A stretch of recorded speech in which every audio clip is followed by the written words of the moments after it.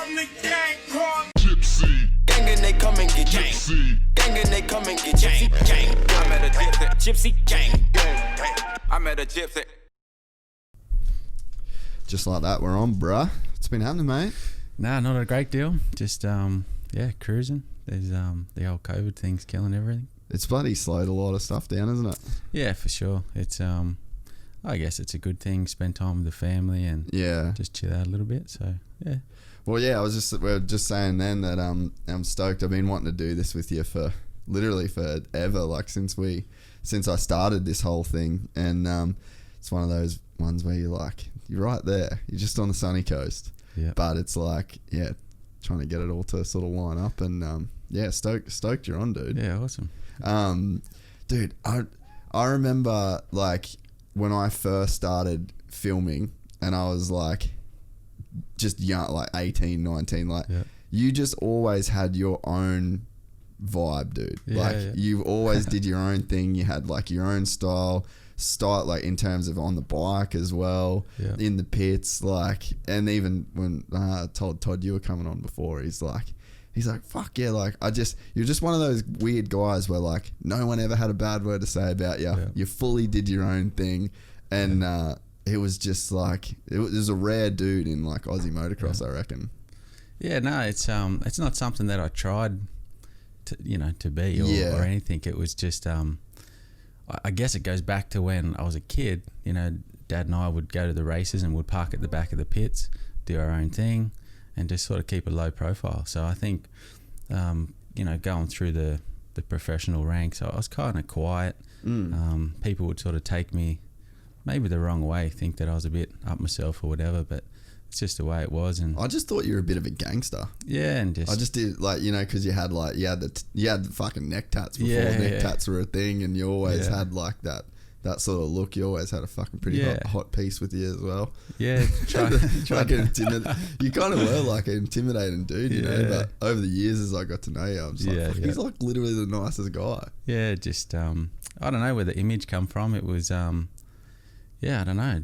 The old boy had some tattoos, and that's true. He was kind of it kind of just went from there. I guess as a kid, I was like, that's something that I would like. I've always been that sort of artistic guy. I like drawing. I do a bit of tattooing. I paint helmets a little bit at the moment, so I'm always like tinkering about with stuff like that. So I don't know. It's just the way it was for me. Yeah. Did you feel like that a little bit? Like you were kind of like a unique dude in the sport? Yeah, I did feel different, like in terms of the way I wanted things. Yeah. I've always liked black, and my bikes were black at the end of my career when I got to do my own team. So I've kind of had my own little style, I suppose. So and so it sort of come from your old boy, you reckon, a bit? And he's into Harleys, into bikes. He's he's just, I don't know. It's a hard one to really nail, but it's kind of that way I sort of went, and Well, I think that's what makes it cool, though, is it wasn't like you weren't really trying to be that dude, and you weren't even trying to live up to that image. You know what I mean? You sort of acted like there was no image at all. Like you were just a super nice normal dude. Well, when I think about it, like I liked freestyle. Like I raced as a kid, but then at the end of my junior sort of racing, I went road racing, and then... Did you? Yeah, I went road racing in 2001. Yeah, right. Yeah, so I done like 12 months of that, so I didn't go straight into trying to be a pro motocross guy. And, I just bought a second-hand RM250 off Anthony Gobert. No way. Yeah, and cut holes in the side and done some tricks, and that's when Robbie Madison started getting back into it. So he came up to my place, and we rode a little bit, so I was kind of into that freestyle bit as well. So the tattoos and, with Deegan and all Metzger, all them guys, I kind of like those guys. So I guess it's just come from that too. So and then it's cool, like you've kind of carried that now, like with SFC and everything that you've sort of got going on. It's like you sort of you've always done your own thing, and it's cool, because I feel like it's kind of hard to do your own thing sometimes when like there's such a clear path of like what a pro motocross looks like, what a pro supercross dude looks like, and if you're sort of outside of that box, it's just easier to do what everyone else does. I think it's about getting noticed in a good way. You know, running all the fluoro gear and all that sort of shit that you have to when you're on a team, on a factory team, gets old. So, and then you want to pull it back in and be yourself. So Yeah. I think with my gear company and stuff, it's cool. I can do what I want. We can make whatever we want. And appreciate the gear too. Yeah, I was sick. yeah, I no wore it for the worries. first time the other day. Yeah, it looked cool. Yeah, I was stoked when that rocked up. I didn't know you were doing it. So yeah. No, I thought, well, your logo looks cool, and I thought, well, that's what we can do, you know. So Yeah. that's what I'm trying to let people know, that we can make, you know, head to toe custom Yeah. gear, and if you got a sponsor, Yeah. you can blow them away, you know, each round. Change your sponsor and Yeah. things What's like your that. turnaround time on that stuff? It's usually 4 to 6 weeks. Yeah. At the moment, it's killing us because of the China stuff. the COVID shit. But yeah, it's pretty quick. Just depends. Like if I've got something coming in a couple of weeks, I can throw something quickly on to that order. So yeah. It's just it's, the timing of the shipment and stuff. yeah. So but yeah, we can make things happen pretty quick. Yeah, and so you've kept you said the other just before you got injured 4.5 years ago. Yeah. And you've just been seems like you've just been flat out the whole time. Like you've done like mountain bike shit, you've done doing the motocross stuff, and still fucking ripping, by the way. Yeah, it's you know what it's like. It's once you've done it, that's all you want to do. Yeah, it's just your lifestyle. Yeah. As a kid, I was obsessed with riding motorbikes. That's all I thought about. Still, you know, what I think about a lot. Yeah, it's just one of those things. You just want to get back on what get life back to normal as much as you can. This injury is serious, obviously, and things change dramatically. So to be able to get back on the bike, make it sort of adaptive, and be part of a race like Day in the Dirt, that was cool, dude. We were lined up together for one of those races, like kind of the whole time. Yeah. And like, man, it was inspiring to just be there. Yeah. Like there was an energy that, you know, when you see someone like you that's fucking ripping and has got all of these challenges to just ride. Yeah. Like for you to ride right now, I'm assuming it's a fucking ordeal. Yeah. Really. And it's like to see you there pumped, fucking sending it the whole time. Like it is really fucking cool. Yeah, it is a big process for sure. It's getting on the bike. You know, my dad comes to Day in the Dirt, get him on the back. So we ride up to the start gate. He's on the back. So when I stop, he put his feet down. Yeah. I think the biggest challenge in my head for Day in the Dirt was so many bikes on the track. Yeah. If there's like 3 or 4 guys jammed in a corner, and I get to them, I'm either crashing or I'm doing a wheelie and getting over it. So it was. Did you have any moments? Nah, not like nothing crazy. You know, tucked the front a little bit, just gassed it and stood it back up. But yeah, it wasn't. Yeah, I was pretty happy with the way it went, to be honest. The track was pretty fun, right? Yeah. That was one thing I was kind of concerned. I thought if it's prepped like MX Nationals, I'll be stuffed. You know, I'll be bogged in the first corner. But you know, thinking about the level of riders that are there, I didn't think it's not going to be ripped too deep. Shouldn't be overwatered. Should be okay. Yeah. But in saying it, there was a couple of boggy patches which I was okay with anyway. How much riding had you done before that? I've got 15 hours on my bike right now. So, sick. So it's, I would say probably 8-9 hours max before that race. Yeah. So I've done a little bit. I was going to say, that's not a bad amount. Yeah, it's not bad. Looking back now, I wish I was fitter so I could have done that last race. Yeah. You know, that would have been cool. I was rooted by. I was going to say, like, how physical is it? Because you can't use your knees and you can't use, like, the, you know, grips. It's, like, literally all your arms, right? It's all upper body. I think it was the part that hurt the most was the square edge bumps, just getting jammed. Get in the back, I've got a bit of suspension under my seat. So that helps. So that helps heaps. But it's still, it's just like you sitting on a seat hitting square edge. It gets you eventually. So is there anything where it's like actually good, where you're like, fuck, it kind of does this shit better? Oh shit, that's a good one. Not really. Yeah, I was gonna say, no, not really. Not really. It's but in saying that, like a track you think would suck would be like a sand track like Coolum, and that's my favorite track. Really? It's so good. Yeah, I thought, man, sand track, that's gonna be sketchy. You're gonna always be wanting to tuck the front, big whooped out bumps. But in saying that, like it's actually the most fun. You can hook in, really get on the gas early, I suppose. Yeah. Where hard pack, you can't dab your foot if you get into trouble. So you've got to be real careful. Yeah. So I think a sandy track is the go. Yeah. But yeah, the bumps, you just back off and just ride within your limits, I suppose. Dude, we got the guys that we went and did Townley's thing with. Oh yeah.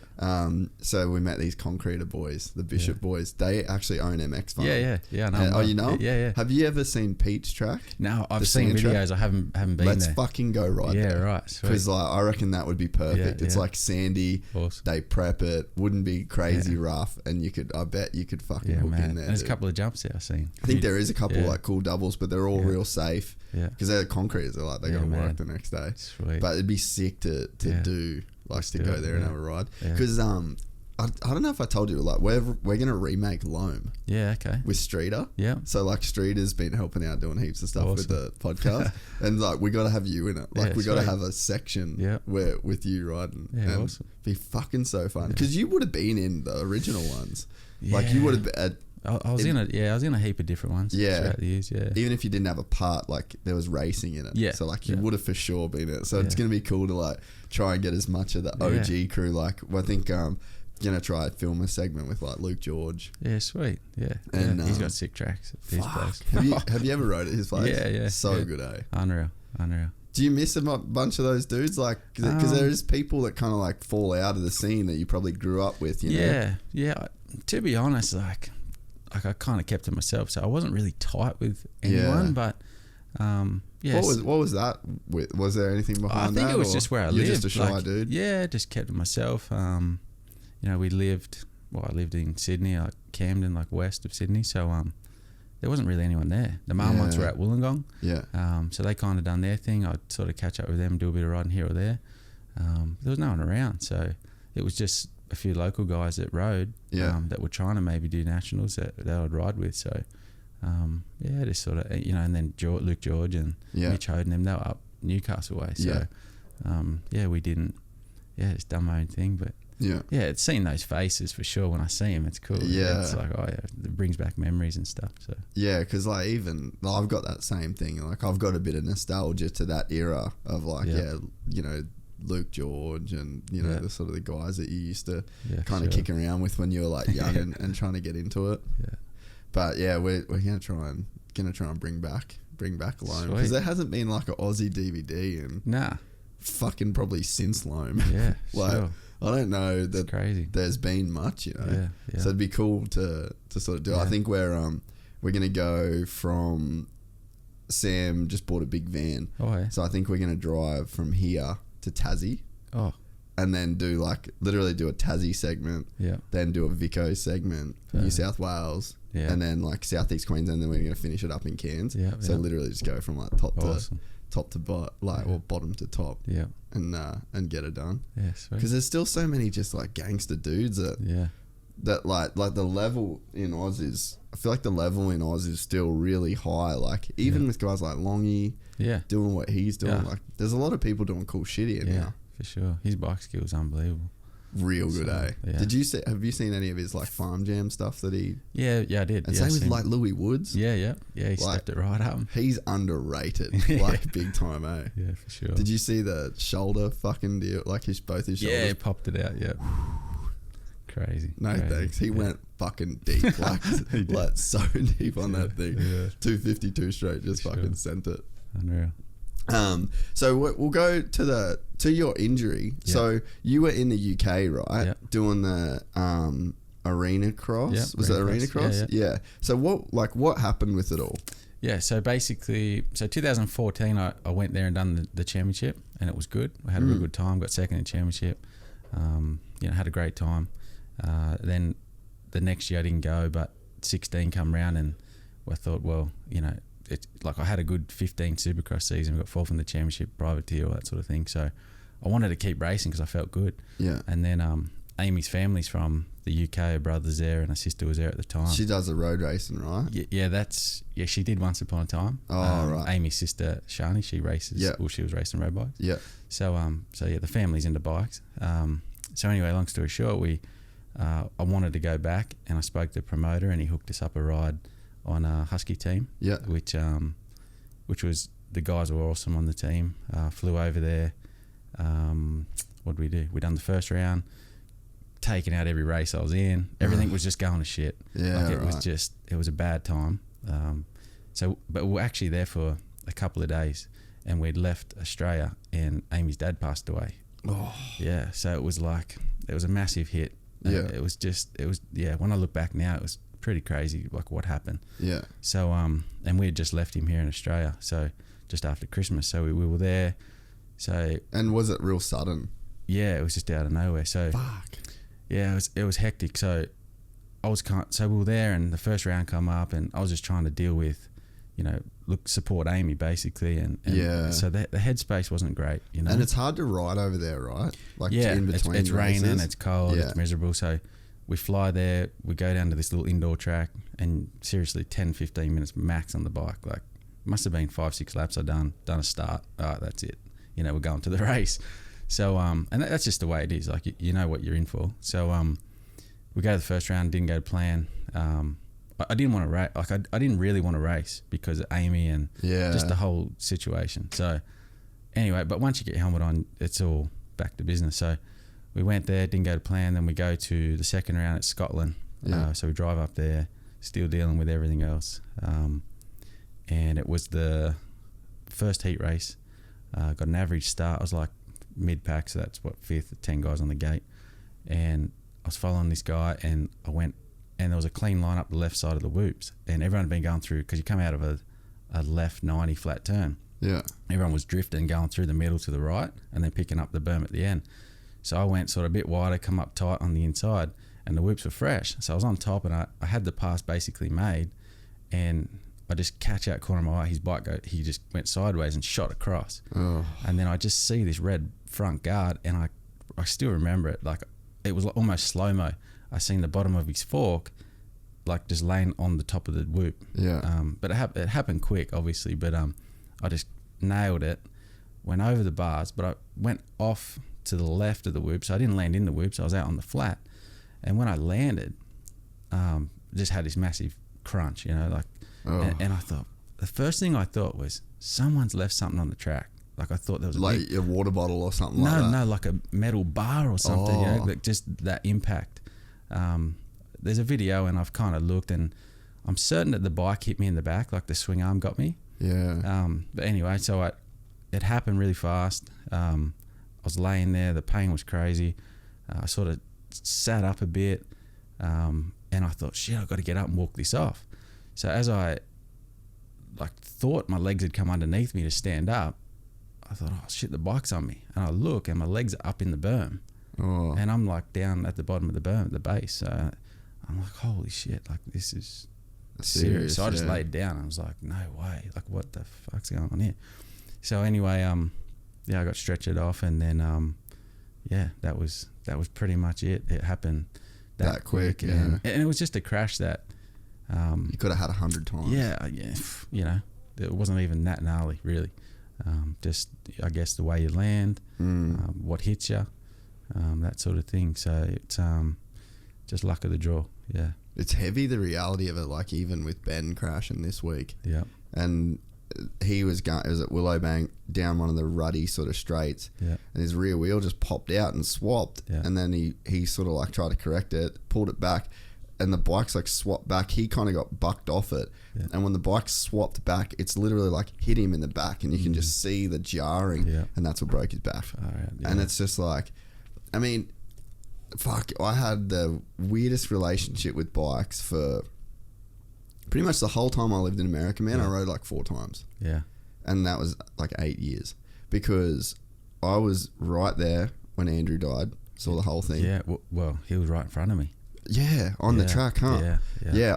I stopped filming him because he was on a flyer. Like he was ripping, and he looked so good. And I was there, like I was filming with JDR, and so I was just like, fuck, he is on it. And I just stopped as a fan to watch, and no camera, nothing. I just sort of stood there and fucking hit that thing over the bars, and then that was it. And that day, like seeing that and everything, that obviously went on, and like being with the team, like I was staying with the Reinenbergs, like I drove to the track with Andrew, like he picked me up from the airport, and then so there was that.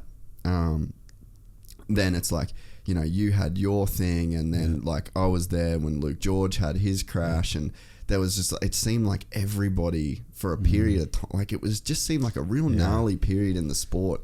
And like I remember it was months after Andrew, and I was sitting on the start line in Tully just doing a local club day. It was the first time, and the gate dropped, and I just fucking pulled my bike off and rode off.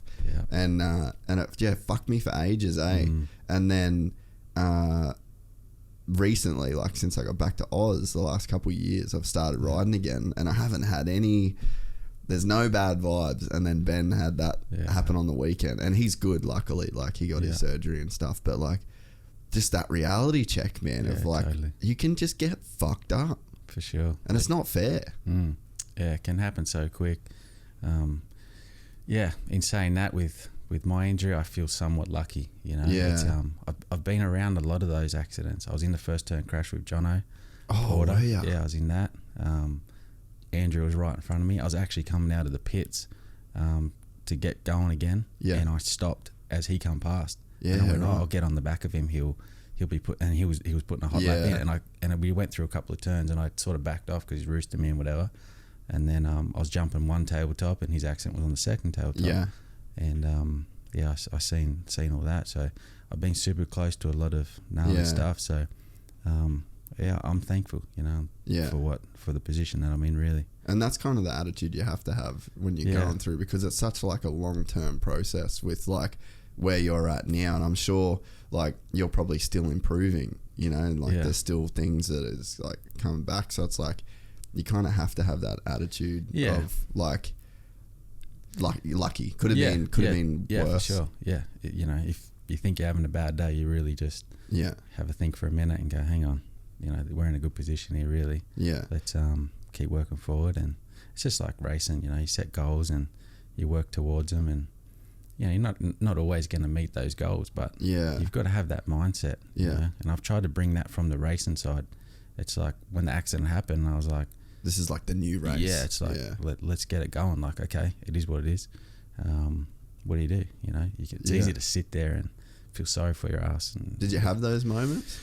To be honest, not really. That's fucking cool. Yeah, it is. It's that's just mental toughness. Yeah, it's just like far out. You know, what do you do? You know, it's like you lay there and feel sorry, and it's not going to get anywhere.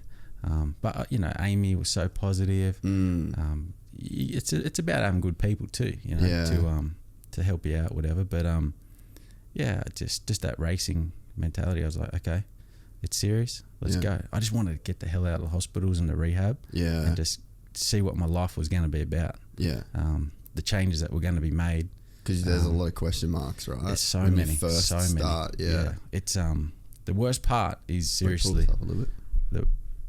The worst part is the hospital and the rehab, and you know, being on medication, and you're like, is this forever? You know, so you just want to work your body out, and know what it can do and can't do. And I know it's a process. You got to go through those rehabs and stuff.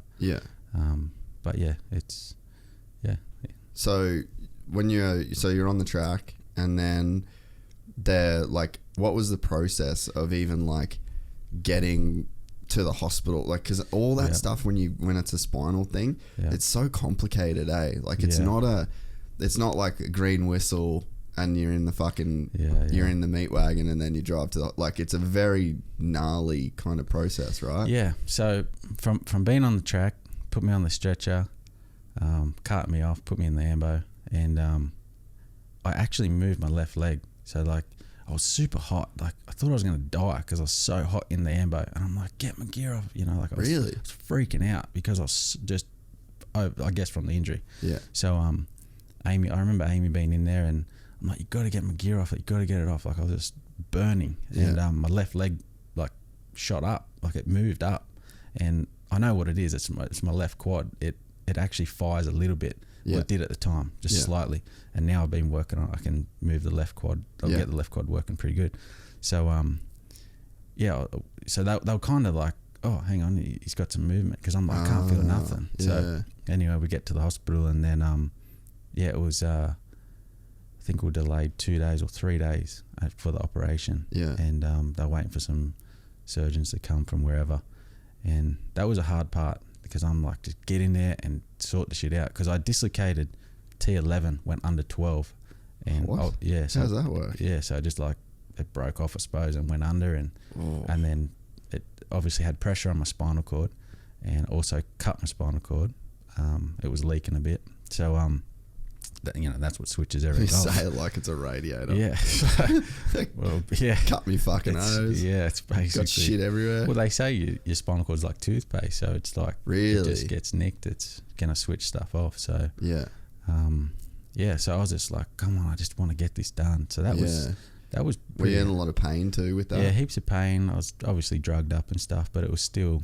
You can't take that pain away all the way, man. No. And you can't fucking sleep. You couldn't move. Just strapped there. So, anyway, once it was definitely a relief to get that operation done. But then I was stuck in Scotland. So what was did they do like a full fusion of your spinal column? Yeah, so it's T11, T12, and I've got rods either side from T5 to L1. So pretty long. Yeah. Either side, and it's like a big H pattern. Yeah. So so that's all bolted in, and it was just I think it was 2 weeks, nearly 3 weeks or something. In Scotland. I was just wanted to get home. Yeah. To get the recovery happening, but we just had to wait for. I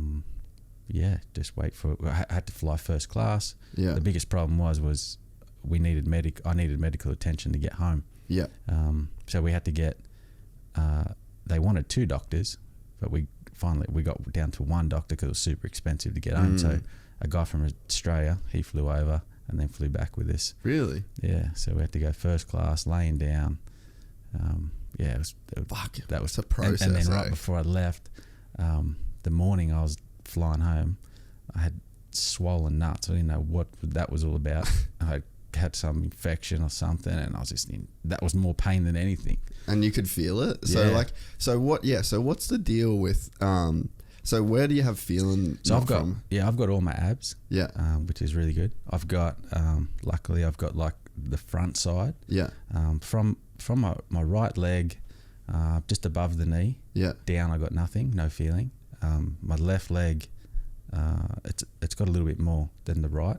That's on the front side. The back side, so my ass and my back of my legs, I can't feel anything. Really? Yeah. It's all so unique, isn't it? When you're dealing with those injuries, and everyone's different. Yeah. So So you can still pierce, so your dick works fine, or well, it does for an erection. I just proved that with 2 kids. I was going to say, you've been fucking. Yeah.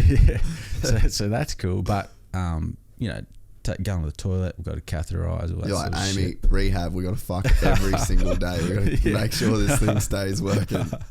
Yeah. So, there is tricky parts to it. Yeah.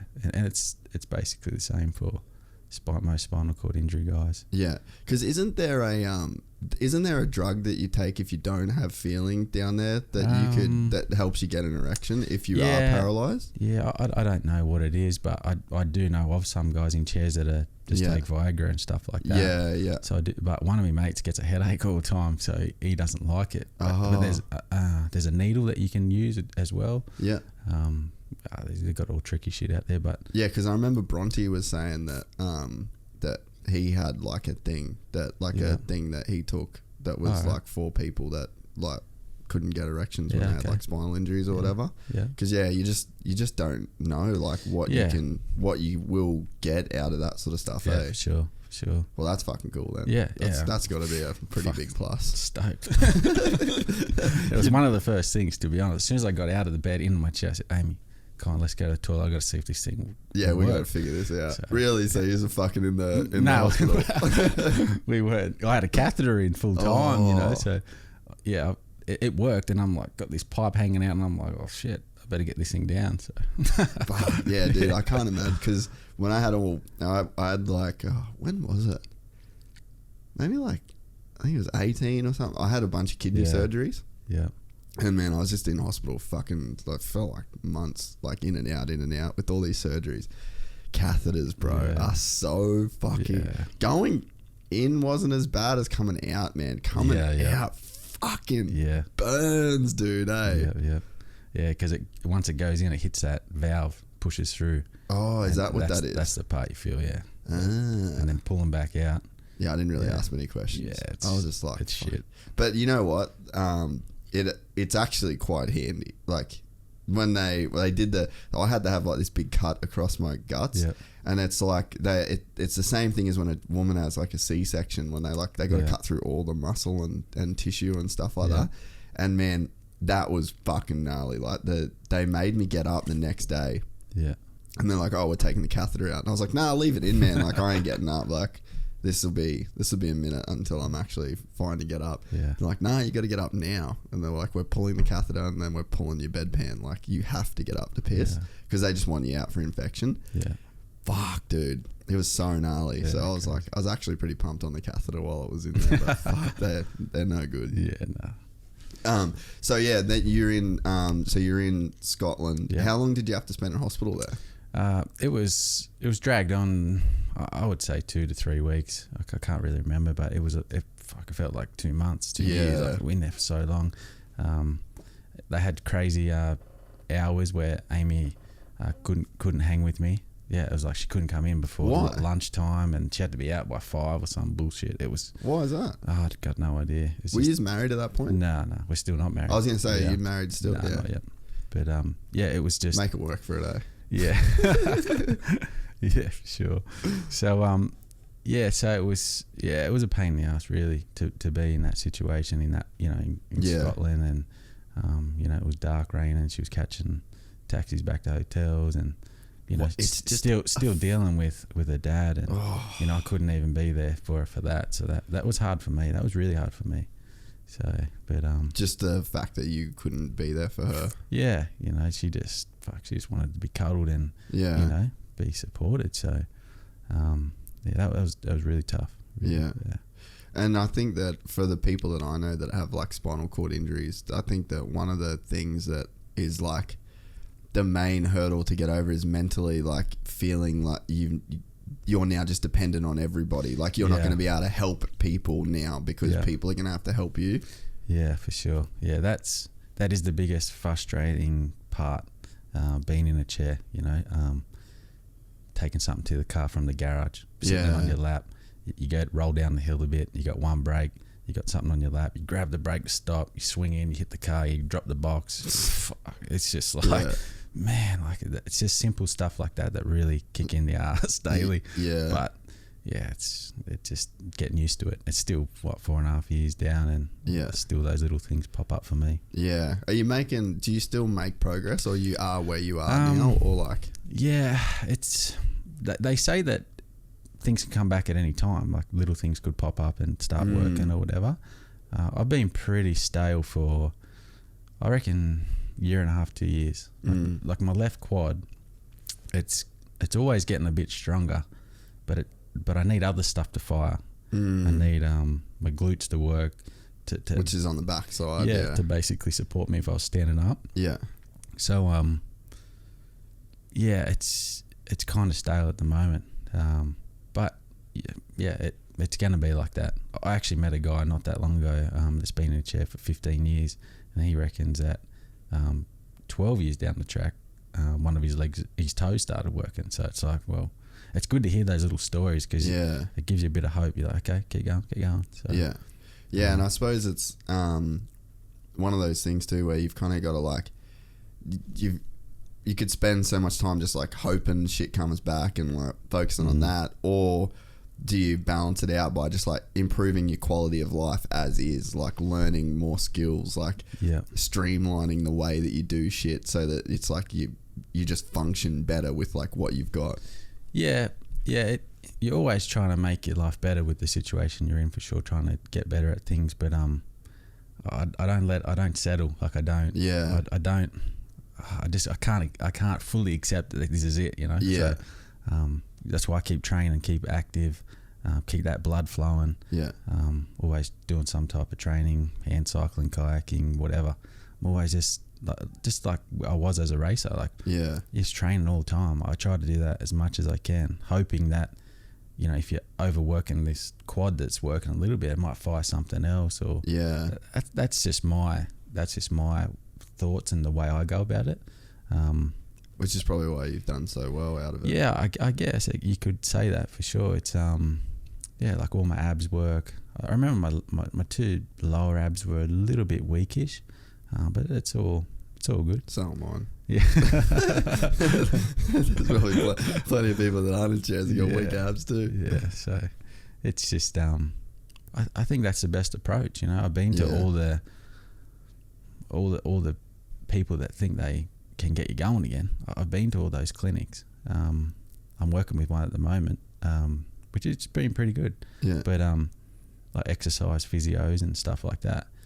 But I really think that you know, the career that I had and being a racer, that training off the bike and all that stuff that I done anyway, I still like to do it. I feel like that's the best training. Yeah. Like for my body to hopefully kick in and something works, and just mentally, like training hard is good for the head and makes you feel good. So how much time you spend training a week, you reckon? I mix it up. I wouldn't know. I try to do an hour a day of something. If it's sitting inside on my stationary bike, going to the gym, kayaking, whatever. Kayaking's a bit of a pain in the ass because you need someone to take the kayak down and stuff. But whatever I can do myself, I try to do it a lot. So yeah, I mean, I guess it'd be as much for your mind too than anything, like just that release. And like you said, especially when you're so used to training your whole life, like essentially your life was about train race. Like there'd be a certain component of like mental health that would come along with that hour of exercise, because I mean that's why I like to do an hour of exercise a day too, you know. Yeah, definitely. I'm honestly trying to live my life as close to the way it was. You know, I'm not racing professionally, but still ride my bike and doing mountain biking, and that's been really fun. Dude, you've been getting way into that, eh? Yeah, heaps. Probably 12 months ago, I met this guy. He was starting to build some adaptive sort of equipment. He was working on like a 3-wheeler with pedals and like, you know, arm pedals, whatever. And anyway, we seen Doug Henry building the bucket bike. They call it a bucket bike, which is what I ride. Yeah. And I said to him, hey, let's look at doing something like this. So he went away and built something, and then I rode it, and I thought, wow, this is pretty cool. And then we went to America. What week race after. did you do? Yeah, it was called the US Open, so it's a big mountain bike race over there. Yeah, and right. They have an adaptive class. So that was 2 weeks after Day in the Dirt. So we flew over, done that. I rode his bike. Did you do Day in the Dirt as well? Yeah, this was last year. Yeah. Oh, sorry. Yeah. The Aussie Day in the Dirt, Yeah, and then Aussie you flew Day, straight yeah, over. yeah, Yeah, okay. yeah. I thought you meant the one over there. No. And then so we went and done that, and then that was really good. Got to meet Doug and just talk to other adaptive athletes, and it was really cool. Almost won it. Chain come off right at the end, and I rolled to the finish. I was spewing. So I was lucky because when it came off, I still had a bit of a hill to get up, and I was just pumping on the forks, just compressing. Yeah. And it just got me on the hill, and I'm like yelling at this flaggy going, push me, and he's like just looking at me, and I was looking on the left, I was going to fall into the rocks. On the right was a bit of a drop, and I was like, oh, here we go. This will be shit. Yeah, but I got over the hill and still made the finish line. But and so you got second? Yeah, I got second. Yeah. Fuck, that's cool. Yeah, so it was pretty cool. It was Is that would just feel the same, right? Like a second, you're pumped, like you're you know what I mean? For sure. It's just like any other race. I'm like a mad trophy hunter now. I really like getting trophies. Once upon a time, you know, the trophies like they're dust collectors, but now they're hard to get, you know. So if there's a chance to get one, I'm after it. So fuck, that's so cool. Yeah, so it's pretty funny. It's like spun back around. But so anyway, that was really cool. Got home, and then we built my own bike, and then I. So how's that set? Like, what's the setup of it? Yeah, so it's a custom made seat. It looks like a go-kart seat, carbon fiber seat. Yeah. It's one of those motors from Europe. What are they called? Paradox motors. It's a bolt-on 2 horsepower little. Is it an electric thing? Yeah, right? electric. Yeah. And they got a battery on it and stuff like that. So and we've made it twist throttle. Left hand side is twist shift gears. So it's a pretty unique thing. A few people around the world are making them and stuff. Everyone's sort of doing their own thing with it. Yeah. But I've got mine pretty dialed now. And I raced Crankworks in New Zealand. Did ya? Yeah, in March. Just went, yeah.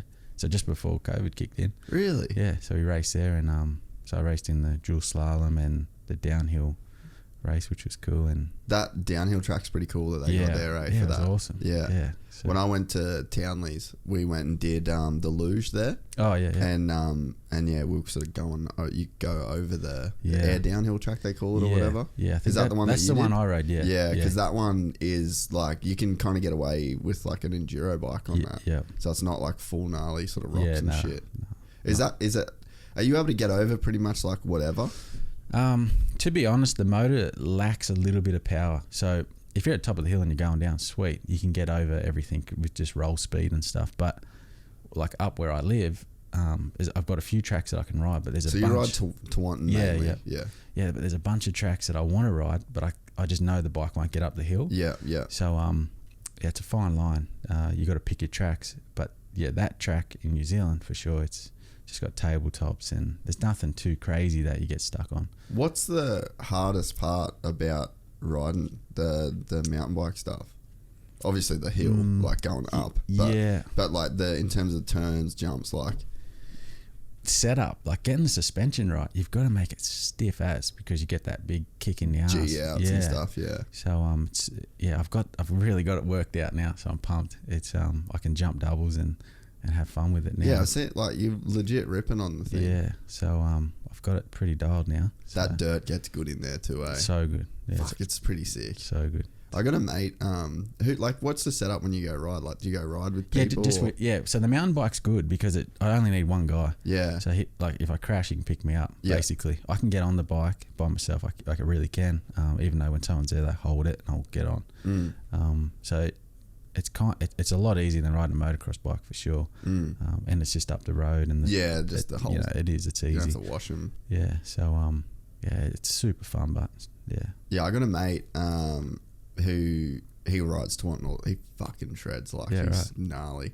And but yeah, you guys should try and link up for a ride, eh? Like if you ever need people to ride with, because he fucking does bulk laps around that place. Yeah, that'd be cool. But yeah, I wondered like what it'd be like with jumps, and because it's hard when you're kind of sitting over the rear shock essentially. Yeah. So it's like that's not ideal, you know. Yeah. Yeah, it's true, but it's obviously you're making it work. Yeah. But so there's like your own technique you've kind of got to like figure out with it. Yeah, it actually just feels like you're sitting on a bike normally and getting into it.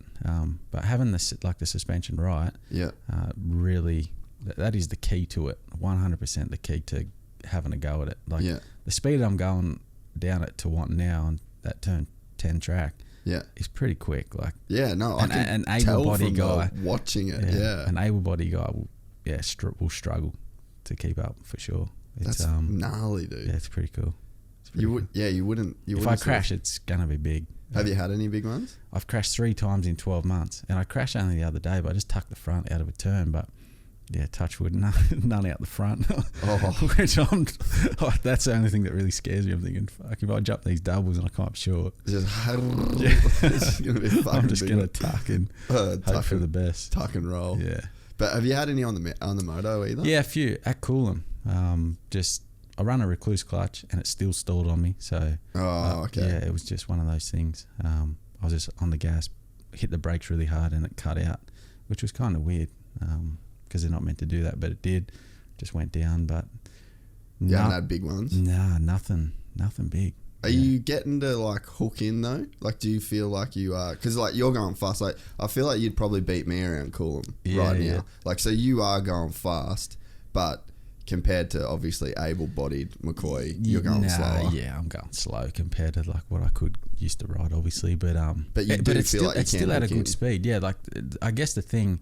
Is when we built the bike, I was thinking, how much fun is this going to be? I used to ride at this level, and I'm only going to be cruising around, and I thought it's not going to be that good. but it's actually heaps better than I thought. Really? Yeah. So it's because I guess it's a challenge in a different way because your feet are stuck on, you're stuck to the bike, so everything becomes different. You know, your feeling, you know, your grip. You just there's different things that you're thinking about now. Setting up, you're coming onto someone, you're really setting them up. You know, you're not just attacking them and. Yeah, you got to plan your passes. You got to be smart, like a bit. Yeah, it's just different game, really. But it's like as cool in a way. Yeah, it is. It's it honestly is more fun than I thought. Really? Yeah. That's fucking cool. Yeah, I'm pumped. I'm actually really pumped that it's that good. Yeah. Yeah, because I thought the first time I rode was at Kenilworth, and that was with my old race bike, and I rode out onto the track, and I'm just sitting on the seat, and I thought. I jumped like a little jump. I thought, shit, this is actually all right. It's a bit of a BMX track up there. So it's pretty smooth, the tabletops. And I thought, you know what, this is... I could see the potential of getting the setup right. Yeah. How much more fun it could be. And then, you know, I progressed with it. And then I got electric start bike and through Yamaha. And then... so Yami's helping you out? Yeah, they helped me out a little bit. Yeah, it was cool. That's sick. Yeah, that was sick. Yeah, I was pumped with that. So, yeah, they were really cool. Then... I thought, well, I can't ride MA tracks because I don't have a license. Fuck MA. So I was like, how am I going to make that work? You know, I couldn't just turn up because I'm on the suspended list, obviously, because I got an injury. So shit like that. So, but in saying that, fucking one of the best pros Australia's ever fucking had. Jesus Christ. I kind of get it for the insurance side of it, but in saying that, they were awesome. They a mate of mine from Sydney, he started the process and like. Sort of had to dig at him like, can we make this happen? And yeah, it took 12 months or so it's good now though. Yeah. So sweet. I was like, fuck, what are we doing here? Yeah. So it took a long time to get the license happening, and but they got it over the line. And then I had like a trial period, 4 rides at MA tracks on a practice day. Yeah. I had to like progress sort of what happened. Was there anything that was a massive challenge, whatever. And I have to have a follow rider behind me. Yeah.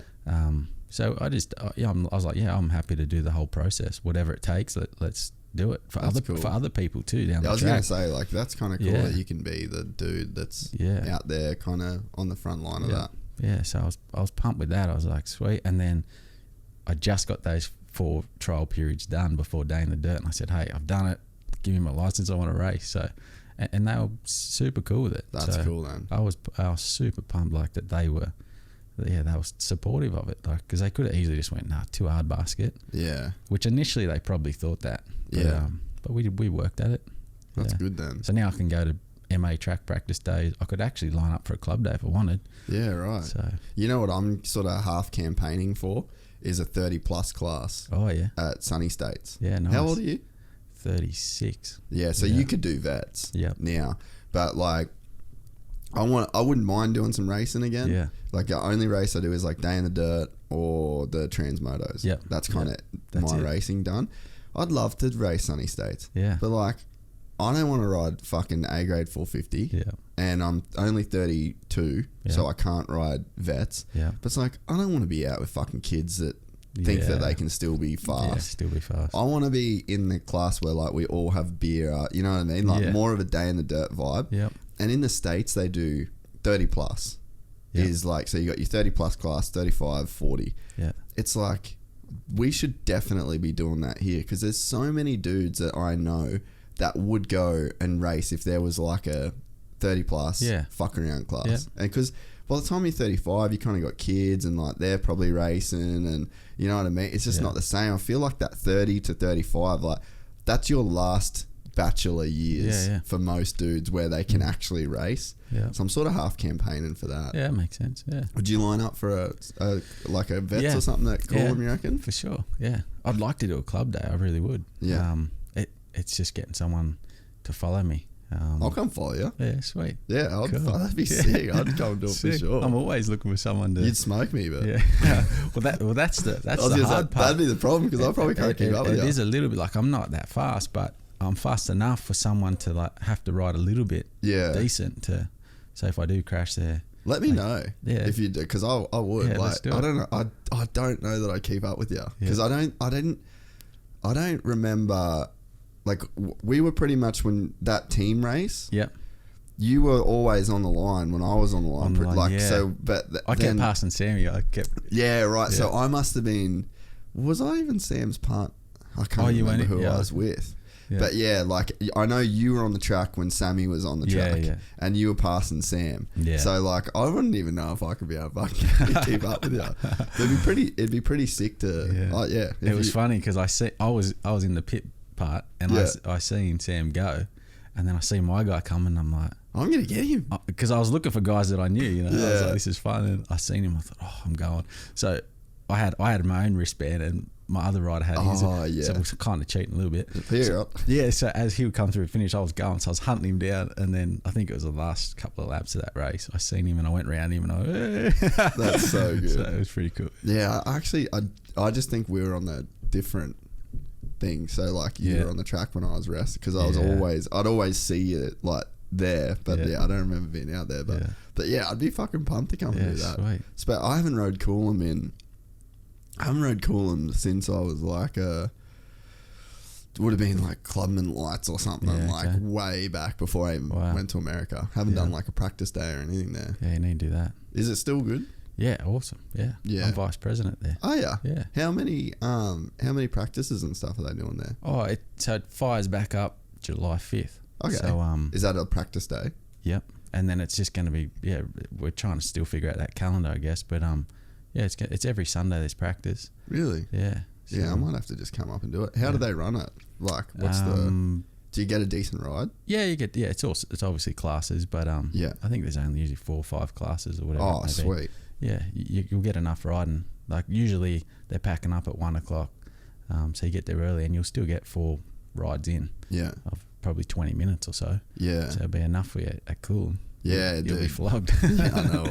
Well, the crazy thing is, like, I'm actually super fit from jiu-jitsu. Yeah, sweet. Like, that's been one of the big things that's kept me riding and got me wanting to ride is I can go and actually ride. It's the first time in my life I've ever really been fit. Like, it's funny. You just get older and you just learn shit, but you when you're young and you think you're training and you think you're right, you're not doing shit. And then you sort of learn like the jiu-jitsu stuff. Like you kind of don't get a choice. You have to go as hard as you're getting pushed, or you'd curl up in a ball. And then people are like, "What the fuck are you doing?" You know, like you've literally got to fight back. And then through that, I'm like, oh, I never trained. Like I went to the gym and I like thought you were doing something. Yeah, and then you're doing your moto, and then the other thing too is like technique stuff. Like I've been doing heaps of technique stuff. And then you're like, oh, like you're actually you obviously need to be fit, but when your technique's better, your energy, you're just saving your energy so much more. So it's like, I've got, it's funny, you know, like 30 and I'm like finally got a few pieces of the puzzle. I'm like, I like riding now. I fucking spent my whole life struggling through this shit. That's it.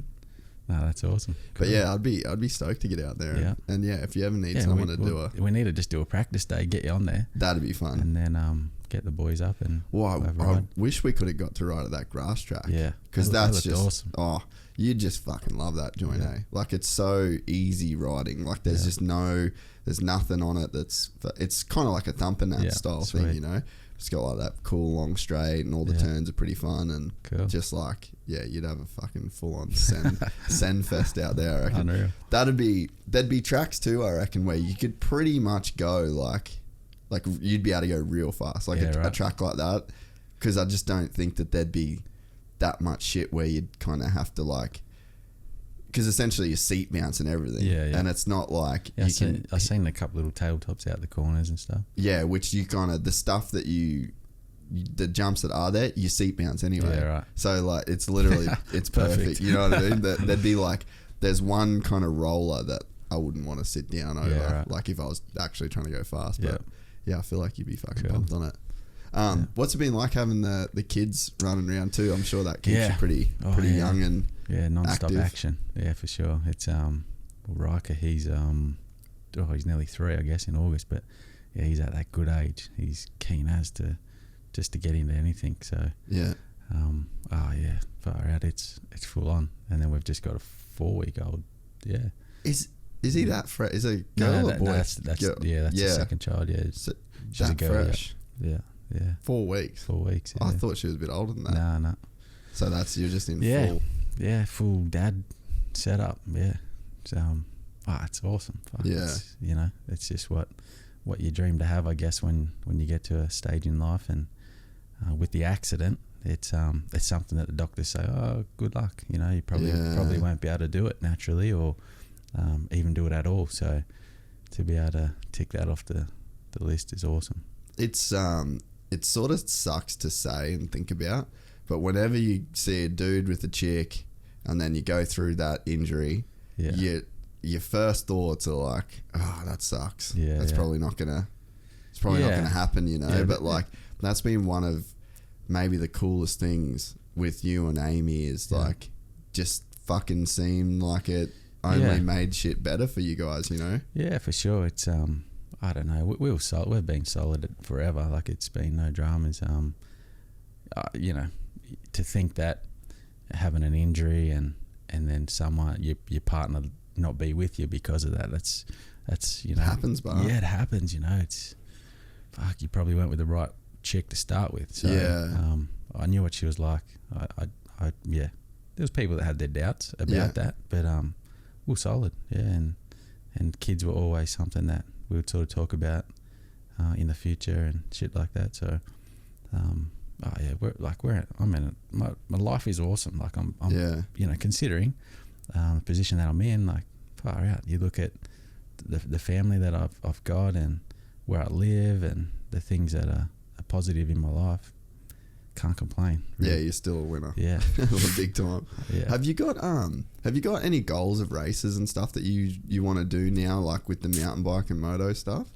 Is it starting to like open up? You're like, okay, I could probably do this. I could probably like you're getting a bit more info on like what's actually you're capable of. Well, the Day in the Dirt thing was something that I thought would have been. Well, I raced Day in the Dirt in America a bunch of times over the years. Did you? Yeah. So like 06, 07, whatever it was. And I knew what the race was about. So, and then obviously that was the second one that we had in Australia. And I thought, if there's a race that I could be part of, riding the bike that I'm riding with the frame and all that, it's got to be Day in the Dirt. Like, it just makes sense. Yeah. So that's what I had in mind. I thought, that's a goal. Let's get that done. And then since that, I like those races. As you know, it's just fun and everyone's cruising and. I want it. Yeah, if there's more races like that, for sure, sign me up. What about international stuff? Like, have you got? Is there like an adaptive world championship or anything like that? No, I don't think so. But I want to do the X Games snow bike, but trying to make that happen. Oh, God, that's just that would be crazy to make that happen. Just the cost of it all to get a bike. Yeah. Far out. Yeah. So never say never, but I know Will Posey. Yeah. Do you know Will? Yeah, we've messaged each other a few times. Yeah, okay. So he used to work with us in America. Yeah. Right. So he still works with Wes and all those boys. But yeah, so he did the adaptive thing for X Games. Yeah. So I suppose it's like probably a pretty cool community of guys that still ride that have those kind of injuries, right? Yeah, for sure. It's obviously the population in America, there's more guys in this situation that are going to ride bikes and do that sort of stuff. In Australia, it's a little bit tricky. Yeah. But yeah, it's just I'd love to be part of that race, far out, that snow bike. I watch it and I go, man, that's me. I've got to get there, but it's just the expense of it. Yeah. It's, I need some sponsors. Yeah. I feel like over time, man, with like you doing a bit more stuff and. Because, like, fuck, it'd be pretty hard to bet against you in a race like that, Like, you'd have to kind of think that you've got a pretty good... You'd have to think you've got a pretty good chance of winning any adaptive race you do. Yeah. And you proved that with the mountain bike stuff as well. Yeah. I was hoping to beat Doug at that US Open to try and... How cool is that? Like the boxer Doug Henry. Open some eyes a little bit, and everything was kind of... It was going the right way to make that happen, but shit happens, as we know. Yeah, that's racing. But it'd be nice to be able to be part of things like that. Like when New Zealand, when I heard that Crankworks have an adaptive class, I'm like, man, that's just not far. Let's do it. Yeah. So, and then the US Open again this year, would have liked to have gone back to that, but it's just not happening, I suppose. But Yeah. anything that comes about to do with motocross, mountain bikes, whatever, I want to do it. Yeah. Snow bikes. You definitely are a pioneer in Australia in that sense of, you know, like being the first one to go through that process. Because like you got like Harley Quinlan, he has never rode again. Yeah.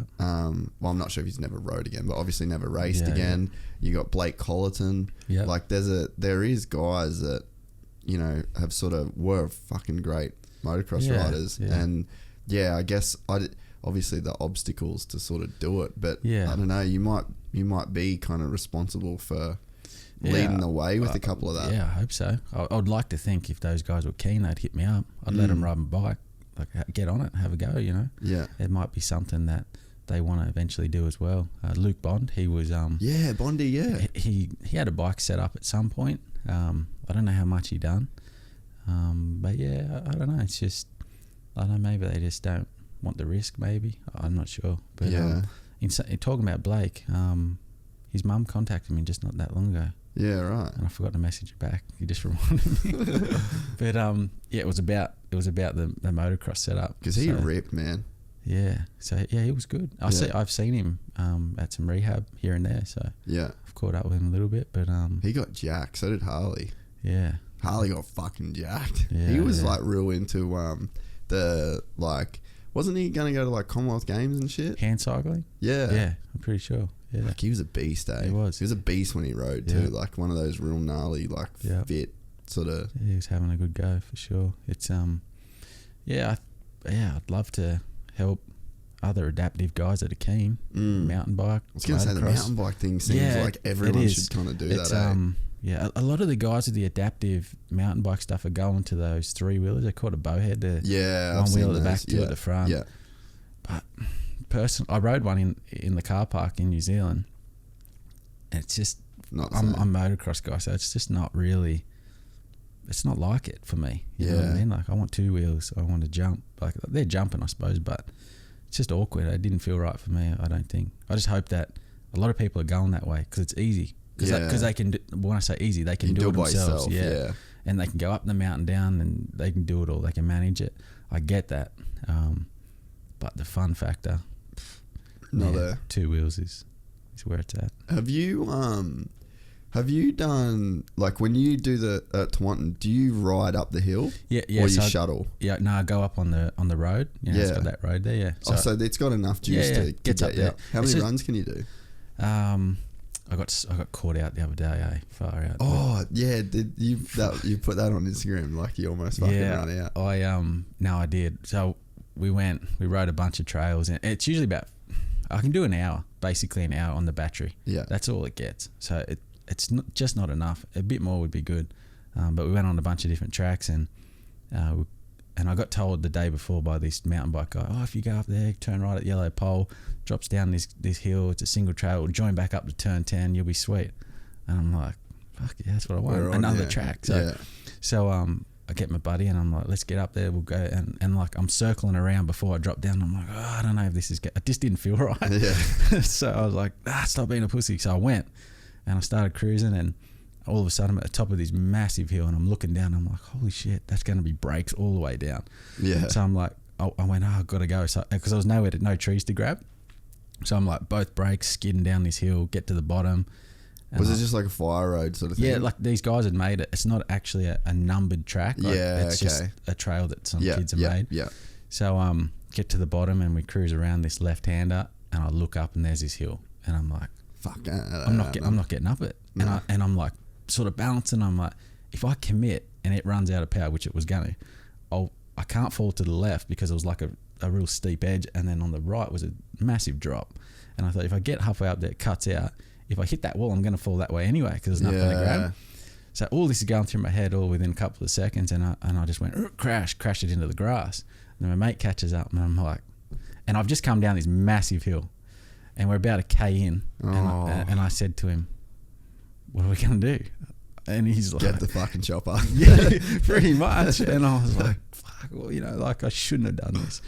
And I said, I've got no choice. Yeah, mate, you'll be right. Fucking just check. Yeah. So never listen. So you know what I had to do? I had to crawl out. I crawled single trail out of this bush, Oh. all the way up this hill. I'm climbing up this hill like because I can crawl a bit. So I'm crawling and I'm like grabbing onto little tree roots and I'm sliding back down and because I can't dig my legs in to hold myself. So oh man, Fucking torture. I learned a lesson hard. and then we got to the top of the hill and then there was an opening and I said, go through there might be a house. So he goes through and he comes back with this guy that lives in this house and he's like, oh, you just keep going along this track, mate. You're not going to get through up here. So far out. Learned my lesson hard. Probably part of the like. It's probably half fun though. Oh yeah, yeah. Like, once it's done. Yeah. I was laughing. Yeah. Like, so I get to the top, and then we're riding back down the road, and I'm looking at him, mate, and I'm going, "Can you believe what just happened?" And he's like, "Oh," and then I said, "Oh, let's just shoot back into turn 10 here, and finish it off back to the car." And I go in, and I get a little bit in, battery dies, it's flat, and I'm like, "Oh no!" So he's pushed me back out, and then I've rolled back down the hill all the way to the car with no battery. So just one thing after another, but. I was riding. I used to do Canubia and like Daisy Hill a lot. Oh yeah, like up in Logan. Yep. And that'd probably be some pretty fun mountain bike trails for you to hit. I'll go riding there with you one day if you want to go because they're pretty mellow. Like and there's a lot of fire roads where you can sort of get like everything. You can kind of do fire road trail if you want to. Yeah. But I was riding at Canubia, and it's like just this big valley kind of setup. And fuck, bro, it was the shittest, dumbest thing I've ever like. It was just retarded. My brother-in-law was riding with us, and he just bought a new bike, and I was like in front of him, and it's one of those. There's no signs. There's not like there's just fucking trails everywhere. So every time we veered off the trail, I stayed behind to like tell him where to go, sort of thing. Anyway, I'm like stayed clipped in, grabbed a tree, like, yeah, sweet, Brandon, you good, buck, sweet. Pushed off to go. The fucking benching just collapsed. my front wheel. I was doing 0.01 fucking kilometer an hour. And then it was just one of those awkward, real slow, like I had no like momentum to unclip. Yeah. So I've just fallen on the side, but my fucking knee hit like this jagged rock that was sticking out. I had no knee pads on. No way. And I just shattered my fucking kneecap. And we were in the very bottom of this thing. Bullshit. And the boys, Brendan, I was like, oh, just you ride ahead and get the boys, and I'll start sort of trying to get me way out of here. And we're at the bottom. I like fucking skull drag my bike through the scrub to like get to the fire road. Yeah. Got to the fire road, the fucking thing was like vertical, like just full rain ruts all down it. And I'm like carrying my bike. I got on the other side of my bike, and then I had to just like do one step up, drag my bike, one step up, drag my bike. My fucking knee, dude, like just blew out. It was so painful. And I had to just like literally drag myself up this fucking, it took hours, dude. And the boys were all just at the car, like, and it turns out I just didn't know the network that good. If I just got on the bike and rode all the way down the hill, I could have got out and they could have just picked me up. But I've walked my way out and then dude, it ended up being, it was actually one of the gnarlier, not like that gnarly, but like I had crazy pain from it. Yeah. Because something, I don't know what the deal was, but like I got all this like real bad nerve pain in my calf. Yeah. So like I went to the hospital, and then they pretty much like, they put the brace thing on your leg to like keep it all together.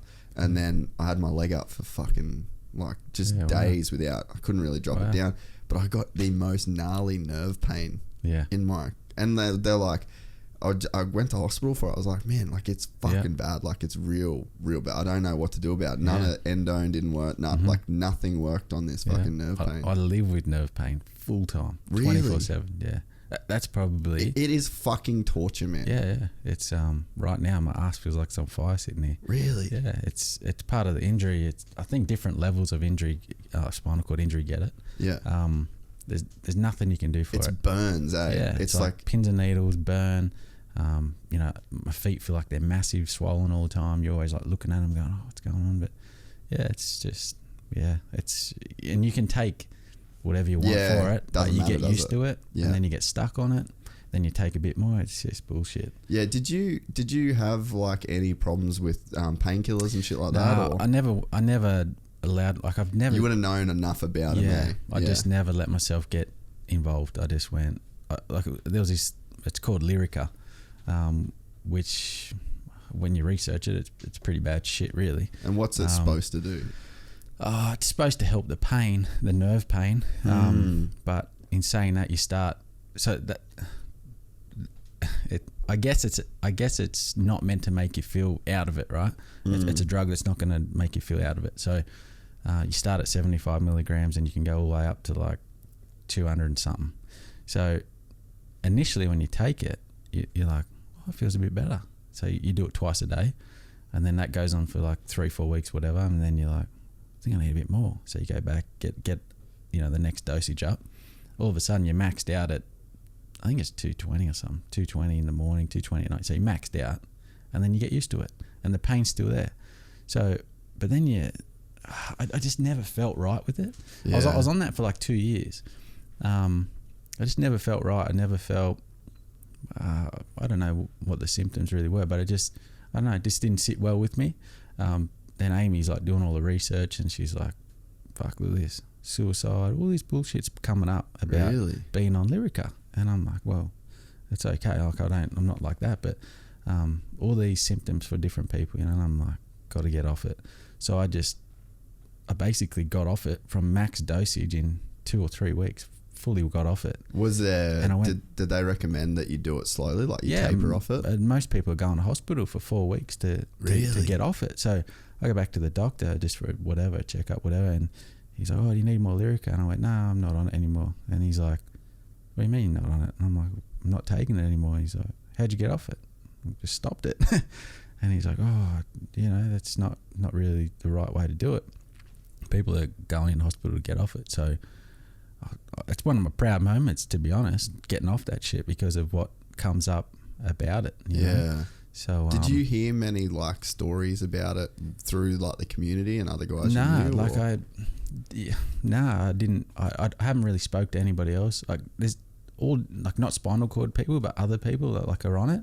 And is it different things? Yeah. What other stuff would you take? I think it's for your head, like if you're a bit of depression and stuff. I think they might use it for that as well. Yeah, right. Pretty sure. And is it a nerve blocker? Like, is that, or is it a painkiller? I don't know. I don't know what it's trying to do, really. It's, the nerve pain is obviously your brain. Mental, It's going back. It's going down to where the injury level is and backfiring, basically. So, and it's sending a message. So it's like a signal, like ding, ding, ding. So it's just backfiring. So it's, that's where you get that pain from. I just had to get off that shit, and I'm pumped about that. I'm off that. Yeah, and like, I feel like that's probably just a huge mental battle, right? It is for sure, because you just get used to it, and then you just want more. And then what would happen for someone maybe similar position I'm in, they might get all the way to max dosage, and then they go to the doctor. Oh, what else can I have? And then so they give take you something on else top of it. Yeah. Before you know it, you're drug fucked. So that's just not the way life is, so for me. But yeah, I think there's other things, being active and flogging yourself in the gym or cycling or whatever. It's better. Yeah, because man, that nerve pain, like that was, and I've heard friends that obviously that have spinal cord injuries, and they'd say like nerve pain's like the constant thing, and I've never had to deal with it. Yeah. But it was something that, it was something that was like in the kneecap, and then it was just sending these fucking crazy shit through my calf, and Josh Wood. Yeah. I remember like I used to talk to Woody about nerve pain. He used to be, because he used to do Project Walk in Oceanside, and he was like, dude, it's just the nerve pain, like it's just gnarly fucking nerve pain. And I was like, oh yeah, like I couldn't imagine it. Because you got like a broken bone pain, that pain, a torn muscle, but I'd never experienced the nerve pain, and like I was struggling. It's honestly, it's been the battle since the injury. Like it's, so that's the main problem. Yeah, it is. The your legs don't work. You can work around it. You've got a wheelchair. You can get on with it. The nerve pain thing, you just can't get away from it. Like, there is never a time where it's gone. Really? Never. Like it's the only time that I've woke up, and for maybe 2 seconds, it then kicks in. Like it's never gone, never. Wow. And there's just nothing. I've tried everything. Went to some backyard doctor in Sydney, and he had this machine that pumped air into it, oxygen or some bullshit, and he's sticking it into my back, pumping it. He's, this will work. Some Russian guy, backyard job, and because I was willing to do anything, Is it that bad? Yeah, it's that bad. So, but I think that I've learnt that you just mentally, you get used to it. It's like anything, I suppose. It's there. It's not going away. So just do other things to work around it. Have you do you reckon that this whole process has like sharpened you mentally? Like you've really had to work through, like, obviously there'd be the demons that comes with not being able to walk, and you'd have that, I'm sure, you go through all the stuff of like, I won't be able to run with my kids, and all, sure. All that sort of, so like you've got to overcome that, then you've got to overcome the pain, then you've got to overcome, like, it's not to say, like, obviously you can't compare anyone's situation, but it's like you're a professional athlete. Yeah. So it's like your whole life has been movement based. Yeah. So it's, again, you can't compare it. Like, it's obviously fucking sucks, but there's some shit I feel like would be, like, if you're a video gamer, like a professional video gamer, and then you have a spinal cord injury, it's going to fuck with your life. Yeah. But in terms of your profession, you sort of still playing your video game, Yeah, getcha. So it's like, I feel like there's all these different stages, and really, like, the only way that you can overcome them is with a mental kind of attitude shift, right? Yeah, like I said to you, like, racing motorbikes, you got to be mentally tough no matter what. So that transition, like going from racing to in a wheelchair, I just shifted it. But yeah, the truth is nothing's easy. Nothing's easy. In a wheelchair or not in a wheelchair, but it's I don't know where I get it from. Don't know. I believe maybe it's from the hard training over the years to be a racer. I trained hard over the years, and I feel like it's toughened me up enough to just get on with this. And I don't know. It's a tricky one. Everyone's going to be different, I suppose, but. Did you have like stages you went through though, where you feel like you were sort of you're mentally like, you know what, I'm actually getting on top of this shit with this injury? I guess for the first few years, like first couple of years, you see that progress. So you're like, hey, things are looking good, and then it sort of stales out a bit. So it's like what's next? What's next? So you just, I don't know. I've never lost hope. There's no proof that that I've ever come across that someone with an injury like mine has got up and walked again. Like, everyone's different, but it's people are claiming, but you don't. Where is the proof? You know what I mean? So it is easy to lose hope. 100%. Like, you could easily just go, oh well, this is it. But I try to be adaptive with everything. Like, a mate of mine who has an orthotics place up here in Queensland, he made me leg braces, and I've worked out a technique to be able to walk with like a granny walker. Yeah, right. So, and it's probably not really what I should be able to do with my injury, but it's just trying to keep that I don't know, strong head and keep going forward. I reckon it's the only way. It's the only way. And like that comes from that's just a pure internal thing. Like I don't know. I really, it's hard to answer. It's the way I think. I think motocross 100% has hardened me to a point to be able to deal daily with this. Yeah, because like you look through your career, and it's not. You always were on factory teams, well, like not always, but you're mostly on factory teams, but it was never seemed like everything was just like laid out for you through your career. Like, you always seemed like you were the dude that, like, you worked for every single podium, every, championship. You were always in pretty much every championship that you were in. Yeah. Yeah, it's definitely, you could, definitely, for sure. It's I was on every factory team. I was going to say, were you pretty much on every factory team? Twice, basically. There's only, I think, one or two teams that I wasn't on there twice. So Fuck, that's gnarly. Yeah. So I was on and off rides and swapping teams, which wasn't always my decision to be switching teams and stuff like that. But yeah, it was. I don't know. I was always working hard to achieve the goals that I wanted. As a kid, I wanted to be a racer. Like, watching the videos and stuff. It's just what you want to do. So you just work hard for it. And I'm thankful now, looking back, that I did have the career that I had. I come up short in, I don't know how many championships. Yeah, you got second in how many championships? There was like 1 point one year, 3 points the other, 6 the other. You know what I mean? It's like all against like real good dudes. Yeah. So it was. I don't know. Maybe that's. I've always kept coming back for more, and I kept wanting to get the win always. So I think it's just that I feel like that's what I'm saying. Like that's the massive motocross part for my head to be dealing with what I am now. Yeah, because you don't race for as many teams and for as long as you did, and it seems like you were always competitive. You were never not competitive in your racing career, it seems. Yeah, I was always like, I guess from 2003 to my last season, which was 15, I was top 5 in championships for Supercross. There might have been, I think maybe 1 or 2 years. Oh, actually, it was one that I didn't race because I was hurt, and there was another one that I finished like 6th or 7th in the championship. But I was always in that top 5. Just the way it was, and motocross was somewhat similar. What was your favourite year of racing, you reckon? And what? It's a hard one. Like there's bits and pieces of each year that were so good.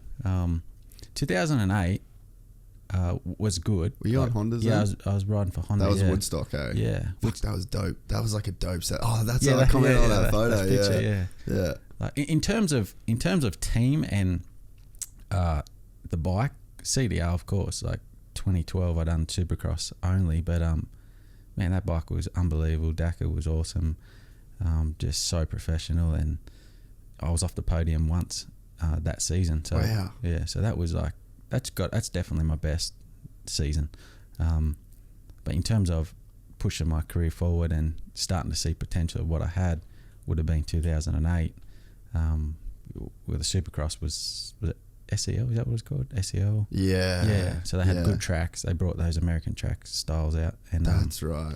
Had heaps of podiums, and went 1-on-1 with McGrath and beat my childhood. Hero. In like at the Townsville. shootout thing. Yeah, Townsville. Yeah. So it was that the mudder? Yeah, the mud one. Yeah. And then so it was.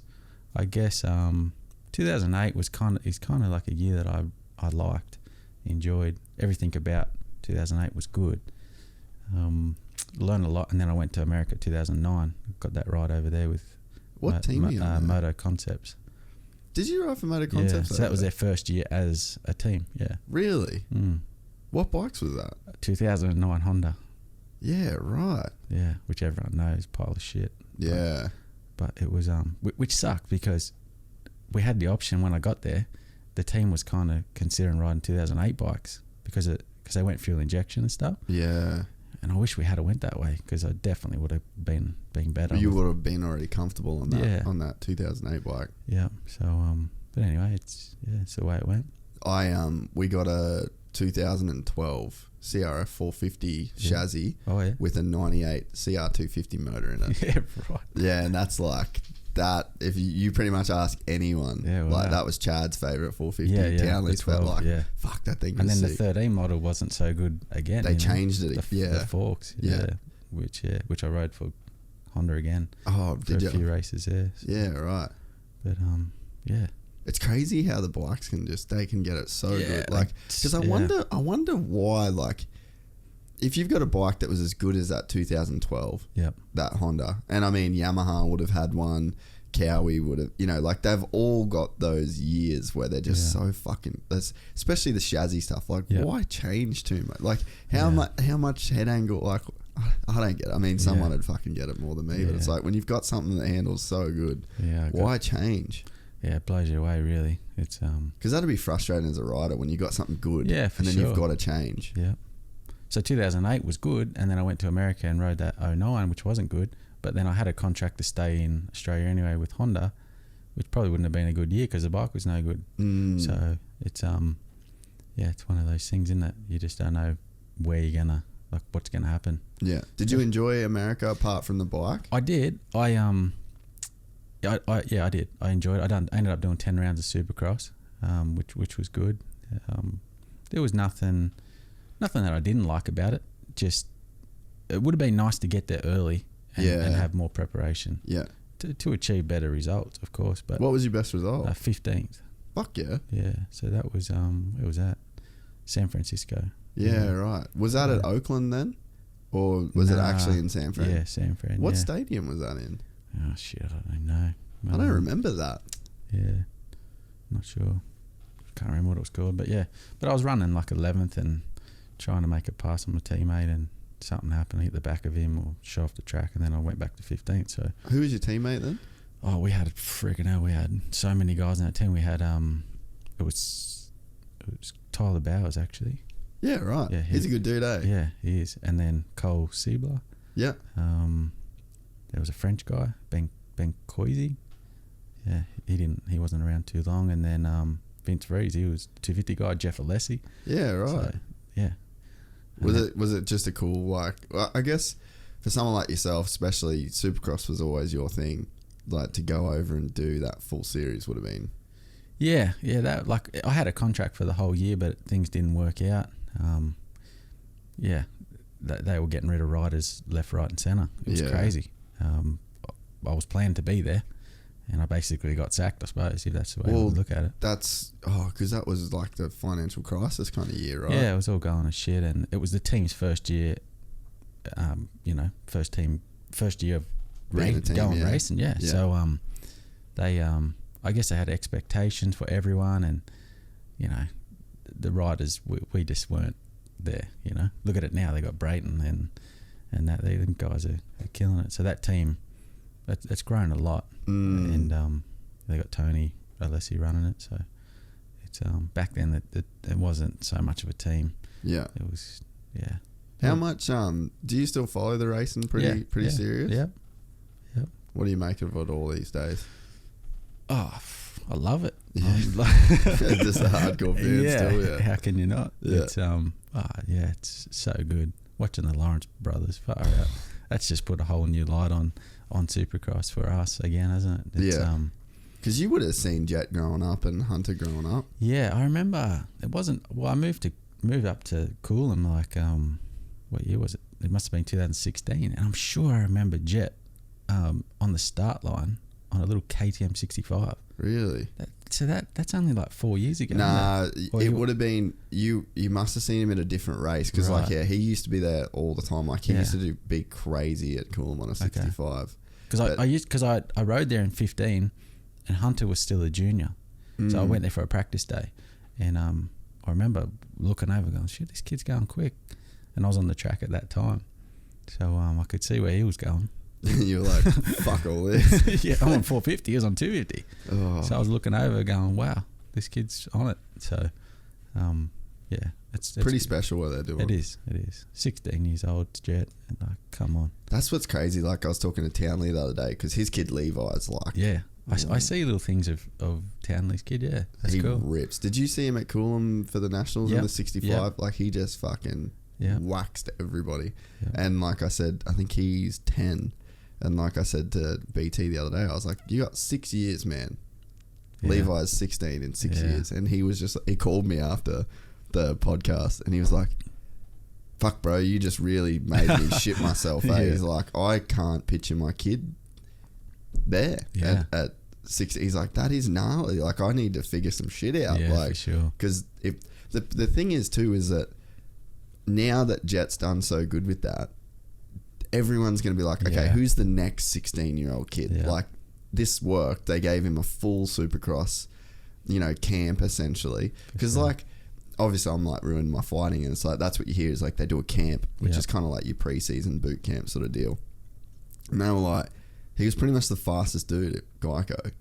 And with all, they got Craig, they got Hunter, they got Shimoda. Like, they've got good dudes in that, you know, Jeremy Martin, and Jet's just waxing them, and you're just like, what do you do? Like, how do you hold a kid back, you know? Yeah.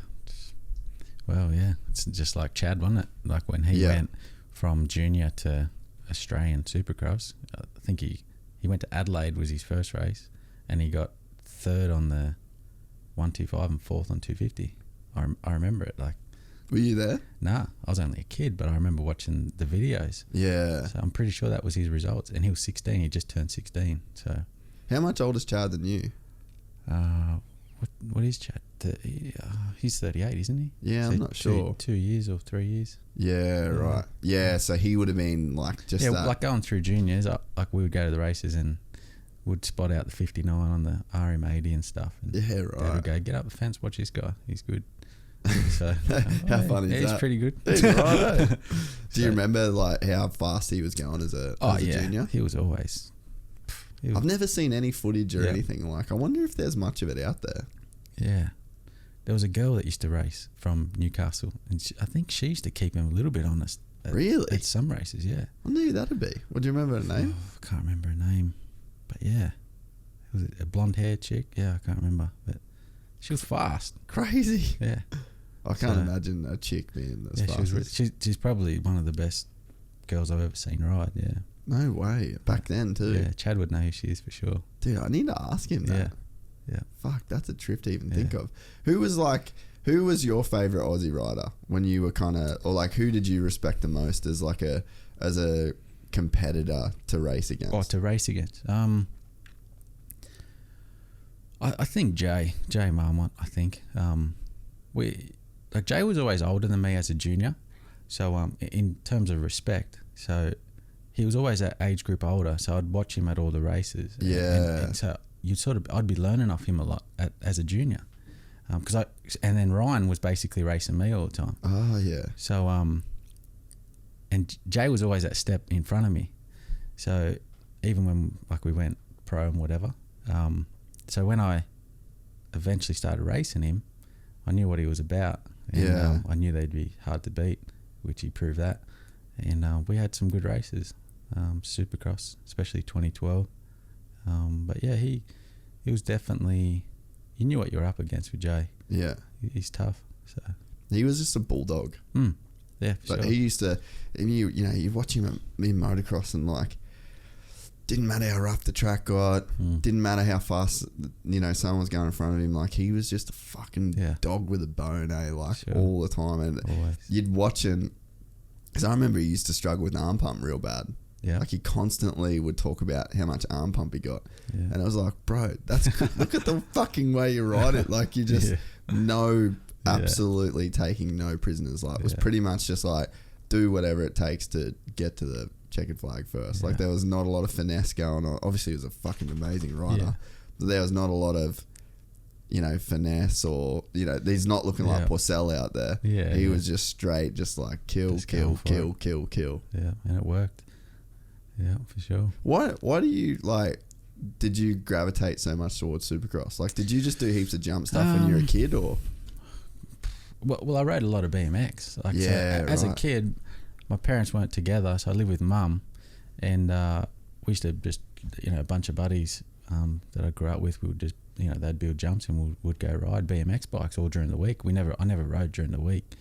I'd go to Dad's on the weekend, and would be off to a club day or just a bit of riding, whatever. So the jumping side of it, I used to watch the videos of terra firmas and stuff, and then couldn't ride a motocross bike, so I get on the pushy and feel like I'm trying to replicate that on a push bike. Yeah. So I think that just the jumping part was my BMX days, which I think is super important. You can learn a lot from a BMX bike. Yeah. Jumping and taking it over to motocross. Yeah. It definitely helps with Supercross. I think that's, I just had fun doing it.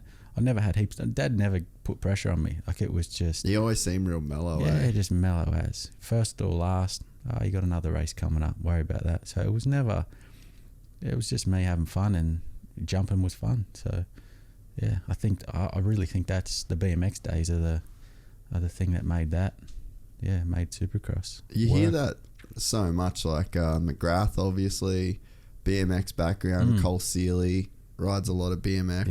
You hear of so many. Even the Mossy boys, they rode a bit of BMX. Oh, did they? Yeah, I remember.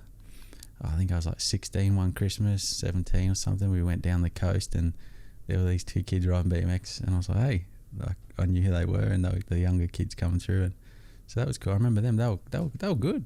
Yeah. Dude, they were gnarly juniors, eh? Yeah, so they were good on BMX, but it works. 100% it works. So your young fella rides heaps of BMX, eh? Yeah, or like stride. He's got a strider or whatever, right? He's pedaling now. He's got no training wheels. So sick. Yeah, he's got good balance. He's going good. Yeah, proud dad moment that was for sure. Got the training wheels off and fuck 3. Well, pretty, yeah, he's pretty young. 2.5, I think he was. With training wheels off. Yeah, so he's going all right. Is he going to be a little? I don't know. It's one of those things. You know what I mean? It's I want him to ride, and I want to teach him, and I want him to enjoy it and have fun. But the racing side, I don't know. I just don't think. I don't know. It's going to be, you know, On the situation him, of I'm not going to take him racing, so he's going to want to do it. Yeah, so that's what's going to happen. I can see it already. Yeah. I was only talking to my mum the other night about it. I'm like, what am I going to do? He's asking for a black bike because he looks at my bike, of course, and so he wants a bike, and I'm just like, I don't know what to do here. But how can you say no? I was going to say, how can you say no? It's especially like, man, he's going to know what you did at some point, as well. And I'm coaching kids, and he's coming with me, and he's sitting on the quad, and I'm coaching the kids, and he's already watching them, and so what do you do? Has he got a bit of like you could? I mean, if he's 2.5 and he's got no training wheels on and he's kind of ripping around, like it's probably going to be pretty hard to keep him off, and he's probably going to rip. Yeah, it's going to be hard. Yeah, and the bloodline that he's got from my side of the family, plus the pinfalls, plus Amy's side, it's I don't know. Yeah, what do you do? I was going to say, what do you do? Eh? Like, just let it be. But so, I mean, fuck, how many people get through a lifetime of riding without something that like what happened to you? Yeah, for sure. It's yeah, that's it. It's not. I'm not worried about that really. Like the situation. I don't want to see my kid breaking bones. Like, I don't want to see that. But I just love the sport. You know. Yeah. I've been crazy about it. Still am. So I want my kid to experience that, have those feelings that I had, you know, riding, racing. I don't know. So we'll see. With how much coaching stuff you been doing? I do a fair bit. I do a lot of private stuff. Yeah. At Coolum, when we're open and running, I do Sunday afternoons after practice days. Yep. So I do a bunch. Yeah. Fuck yeah. It's pretty full on. So, you enjoy that? Yeah, I really like it. Yeah, really like it. It's I don't do massive groups. I do the smaller groups, and I like the kids. Yeah. I like to pick the kids that I want to help. It's easy to be money hungry and just grabbing big groups and cashing in on it. Anyone can do that, but I don't know. I try to pick out the kids that really want to do it. Yeah. It's enjoyable then. It's not enjoyable when the mini dads turn up and their kid wants it, and you're like, dude, like the dad needs to chill down a bit. So yeah, that's not fun. Have you had to have any of them conversations? Not really. I just see it and then just try to avoid it a little bit. But it's super enjoyable when you got a kid that listens and then he's trying it and you see the progress. So I still coach a bunch of kids in Sydney through videos and stuff. Yeah, right. So they'll send videos and then I'll break it down and help them that way. Yeah. And we're getting good results with them, so yeah, they're getting good. The coaching stuff, when I went to Townley's to do that thing, he just gave me a few little things here and there, and it wasn't a lot. Yeah. To where it wasn't even really techniques sort of stuff. Is I was like, I feel like you kind of need to do this and this, and it was real vague. Yep. And it's one of the things, like, it's crazy, man. Like I'm having like some real full circle sort of moments. Just I don't know whether it's just growing up or whatever, and actually being fit and stuff. But it's like now my headspace around riding and stuff from jiu-jitsu is so different, because like with the jiu-jitsu stuff, like, man, the first 2 years I was doing it, I'm just like fucking hardcore about just technique. Like I wanted to just learn like so many details and so many intricacies, and because I really like that shit. And when I was in the US, I played a lot of golf. And it was the same thing, just details and like technique, just constant. And I always thought in my head that didn't really apply in motocross. Yeah. I was like, there's a few techniques, there's some basic sort of stuff that you got to do. Yeah. And then it's up to you to just have fucking balls to swing off it. Yeah. And essentially just send it. And it's like, now that I did that stuff with Ben and then the jiu-jitsu stuff, I'm like, man, the technical side of it, like once you really understand, like I can do so much more in jiu-jitsu now with like this knowledge of technique and like really understanding, really breaking stuff down. And I was like, the more I focused on that, I just saw so much improvement. And then with the stuff when I was with Ben, he was like, just little concepts like when you're accelerating, like as you're on the throttle on, move your head forward like over the bars, and then it's like it just syncs everything up. You're in like a rhythm and a sync with the bike. And then the other day we were talking about like weighting the outside foot peg, and I've always just pushed down on it, and then it's like that's not how it works. You've got to kind of push back and down, and it's just like these little things. And I mean, I'm definitely riding way better, like better than I ever have in my life, but still not, I feel like I haven't even scratched the surface of it. And now when I go ride, I'm riding for sure faster than I ever have. Yeah. And I don't feel sketchy. The bike, like I rode the other day at that grass track, and I'm just like hooking in. And I didn't feel, because I was saying to someone the other day that it's like when I'm not scared of going fast when I ride. To me, it was just like the bike was just unpredictable. Like I can go that speed and I'll go faster, but if I do, I just feel like I don't know what the bike's going to do. And then now that I've started with the technique stuff, I'm not even trying to ride fast, but you feel like I know what the bike's going to do. So I'm like, I can get on the throttle earlier. I don't have to brake as hard here. I can do this. I can do just because a few little things, and then all of a sudden you're being more efficient, and then you're using less energy. So now I can ride longer, which means I can practice. And it's like all of this stuff, and it's like I've been riding my whole life. Yeah. But now I just feel like the coaching thing's just so neglected in motocross. And I mean, Supercross is kind of its own thing, but it's like, especially in motocross, like I don't think people really know how to ride. That's true. It's technique is everything. 100% everything. It's you can't go fast with shit technique. No. You're just going to crash. And you know, the typical story is the dad brings his kid, little Johnny needs to come in faster, and you watch him and you go, just brake later, mate, brake later. It's all about, my son needs to go faster coming in. So he ain't going to come in fast with that technique.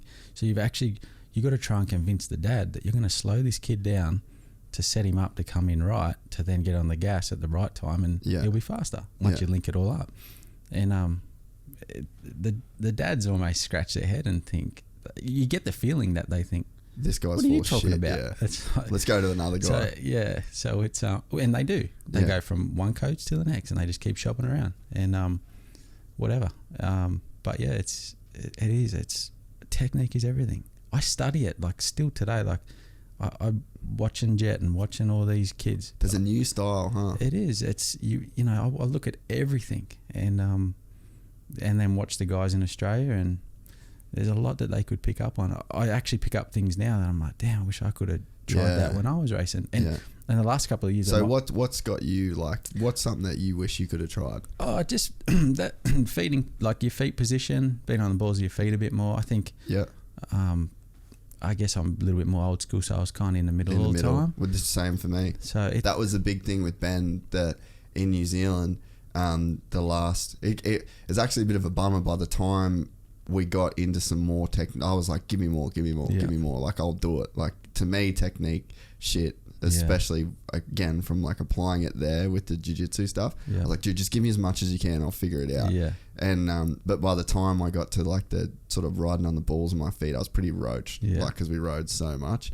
But even like your ankles act as suspension. Yeah, that's right. And it makes it's like smoother, and then you kind of feel like you've got more feel, and then you're on the balls of your feet, and then your hips can move, and you feel like you're it's like just everything's flowing. Yeah, it's like as the bikes are getting faster, the athletes are getting fitter.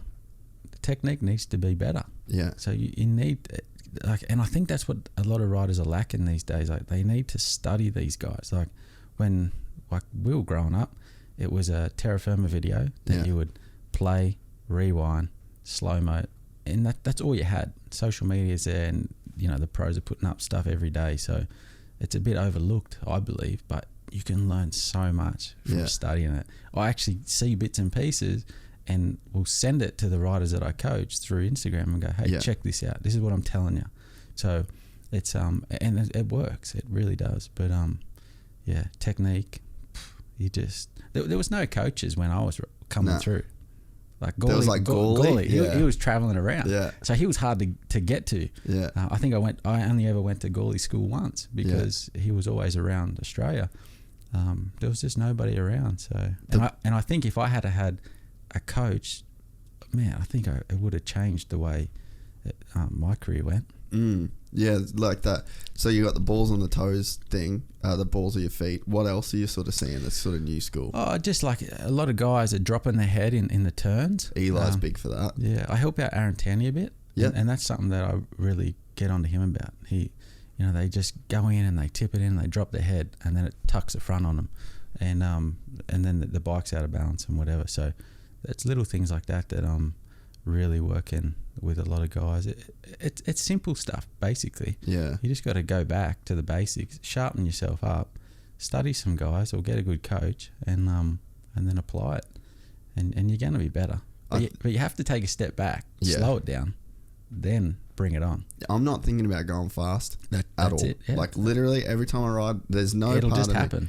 Yeah, and I used to like when you think back, you just like, you're the dumbest cunt. Like what was the thought pattern? Like I used to fire myself up. Yeah. That I'm like, I'm gonna fucking send it. Yeah. But it's like, that's so stupid. Like what, you know what I mean? But that to me, I was like, these guys are just way faster than me. Like I've just got to go faster.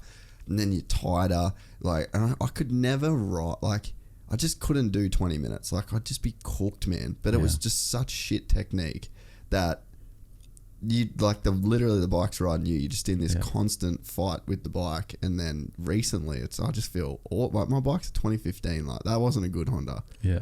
And I like, you know what I mean? But I feel like pretty good, and I feel like now I just feel way more in control. And it's something that like I've got ideas personally of like ways that I want to sort of try and get that message across. And I've got some ideas for stuff because like in the jiu-jitsu world, like in motocross, it's pretty much like only fast dudes that then will tell you how they rode fast, essentially. Whereas like I feel like you got like Greg Moss, in all fairness, like he really went hard in the coaching, never really rode. And I think that there's a bit of an attitude around that to where it's like, oh well, if you weren't pro, like you know what I mean, like I probably don't want to sort of listen to that. But in jiu-jitsu, there's like there's coaches that are just like fucking G's, bro. Like they've got squads of killers. Like just killers. And the dude his name's John Danaher, and he's like in his 50s. He's got like double hip replacements, fake knees. Like he basically doesn't roll. Like he doesn't do jiu-jitsu. But he's the man. He's like the Bill Belichick, Wayne Bennett of jiu-jitsu. And like he just same thing, just studies. And he took these guys, they're called like the Danaher Death Squad, and he took these guys from like kids, man, like 15, 16-year-old kids that were just Joes, like they were just obviously good. But now like his one dude, Gordon Ryan, is like, he's literally called the king. He's like 23 years old, and pretty much like I don't think anyone in the world in a no-gi, like so without like the full kimono and all that shit, like just like the more of like an MMA style jiu-jitsu, literally no one in the world, no one can beat him. He's that good, and he's under this dude. And it's like you listen to, he won like 80cc, which was like the Olympics of grappling. He's like, yep, this is my coach. He's like, I would not be good without him. And it's like he's just this guy that just he's a black belt, so he sort of can obviously fucking does know how to do it, you know. But there was this guy that just said, my body's failing me, so I am just going to study and just teach and develop these new systems and new techniques, and just put a crazy emphasis like on technique. They beat everybody with technique. It's not like a fighting style of jiu-jitsu, and they just fuck everyone up. It's like change the sport, and I'm like waiting for that to kind of happen in moto, because you know, you ask a guy like Jet what he's doing, he's like, he can't tell you. Yeah, but he's got someone telling him. Yeah, you know what I mean. He's got Osho. He's got Osho plus his dad and Hunter. Yeah, he's surrounded by good guys. Yeah, so that's, you know, he goes to test track. He's got the tools right there to watch and learn. So yeah, it's that's a good bonus for him. Yeah, but you know, youth, natural talent, youth. Like, it's all there. He's got it all. And they're doing the right things naturally. Yeah. Whereas like me, I'm not naturally doing those things right. And it's like, you've just got to bridge the gap. You've got to convey the message to the you know, the average punter. And like, even like we got JB that rides with us. I don't know if you met JB. He's like works for Sammy at Fist. Oh, yeah. Fucking biggest legend ever. But he like literally knows no technique. Yeah. Like zero. Yeah. Rides every weekend. And it's like, even, you know, now I'm with like how much more I've enjoyed riding like I'm like, man, I want everyone to like feel like this now. I want everyone to enjoy riding like this and go to the track, and you're not just trying to go fast and trying to just swing off the thing and get tired, and then you're dangerous because you're tired. Like, I'm on that same sort of thinking that like, fuck, it could change. It could just make the sport so much more enjoyable for people. Sure. I have, in talking about coaching, I have a lot of my guys are vet guys. Yeah, like right. I probably have more vet guys than the younger kids, to be honest, especially up here. And they're awesome. They want to learn, you know. If you want to learn and want to get better, you know, you will. Yeah.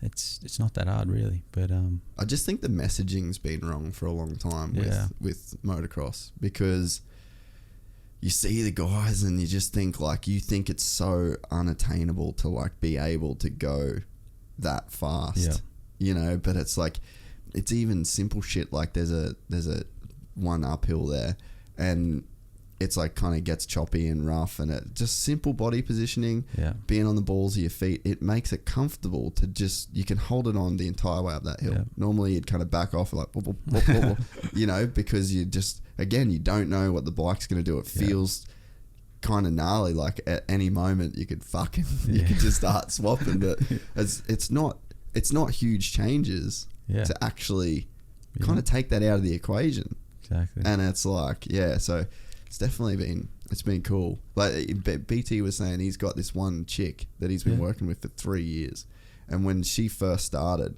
could literally barely ride. Yeah, wow. Like, and she was a teenager kind of young chick, and and then the dad was like, oh, you know, what do you think? Like, do you think that, you know, we could get her to the point where she could make a career? And Ben's like, nah. Like, I don't see, you know, I don't see it happening. Yeah. And then he's like, as of right now, like, fuck, man, that chick, he's like, she's the best student that he's had, applies everything, works on, so good, you know, because being coachable is another thing, you know, like you can have a great coach, but you can not be coachable. And he's like, man, she's so coachable. And he's like, she fucking rips, like legitimate. She could maybe make a career out of riding dirt bikes now, which is all just through that. Yeah. So it's fucking cool, man. Have you done any schools or anything like that? No, or you do it more one-on-one? Yeah, not big schools. Like, I think 10 is the max that I usually take. It's easy to manage, and I feel like they get value. Like, it's almost one-on-one when it's a smaller group anyway. Yeah. So you can really get the message across, and every rider is so different. So you've got to get down to their level and explain things differently to each rider. I believe it's and I say it works for me. It really works. Like the connection that I make with the kids, and then they start to trust you, trust what you're saying. Then they apply it. So it's it's I haven't gone down that road of big groups. Yeah. It's don't know. Just I like doing what I'm doing. Just getting tight knit group and plug away at it. And what so have you got like a shed or something now that you've kind of got? And then what? It seems like you got a bunch of little projects that you sort of always tinkering work. something. I'm always doing something. But I've got a shed at Coolum there, just like 300 meters from the track. Oh, and really? Yeah, it's just right in that industrial there. No shit. Yeah, so I've got it's where I keep all my gear, and all my gear's basically custom anyway, but we keep a fair bit there for sizing and stuff like that. But yeah, it's there, and I got my bikes and shit out the back, and tinker about, paint helmets out the back. And how's the helmet painting stuff? Yeah, it's going good. Yeah. Just done one for a guy in New Zealand, sent that out. Really? He got it yesterday. He was all pumped on it. So. You'll have to show me some photos of that. So it's going all right. Yeah. What's the process of doing that? Oh fuck, it's a big process. There's heaps of hours involved. Because you got to sand it all back. Yeah, mask it. There's heaps involved. So and then you there's a lot more involved than people would imagine. Yeah. The time. Yeah, it's time, and it depends what they want as well. Yeah. So it's you never speak to like a helmet dude that's like, I'll have it to you in a couple of weeks. Yeah. It's always like, we got like a 3-month wait. Yeah, for sure. No one's ever fucking getting out I've of it. been waiting on helmets from Brownie a couple of times. Yeah. I talked to Brownie a bit about, I send you pictures. How's these look, Brownie? Oh, that's cool. And he's like, oh yeah, not bad. So he's a gangster, Yeah, that he's dude. cool. Fuck, he's loose, eh? Yeah. Have you ever hung out with him on the piss? Yeah, nah, not on the piss, no. Fuck, you should have seen him at First Day in the Dirt. Yeah. I heard about it. Yeah. I actually heard about that, yeah. Yeah, like that's when you know you've sent it, when you hear about it. Yeah. I did hear about it. Yeah. And are you doing like any bike build stuff or anything like that, or? I'm pretty. Oh, actually, I built a bike and I just done up an RM125 for a kid. So Really? That come up really cool. But yeah, if I'm not doing that, I'm just working on my own stuff, trying to keep all that shit running. Yeah. Is there a lot of maintenance in working with these kind of adaptive bikes, or? You're always trying to improve it. Yeah. So that's the biggest thing at the moment with my motocross bike. I want that bar that goes above your head, that big sissy bar looking thing. So like Doug runs one. Doug Henry runs one. It's like a yeah.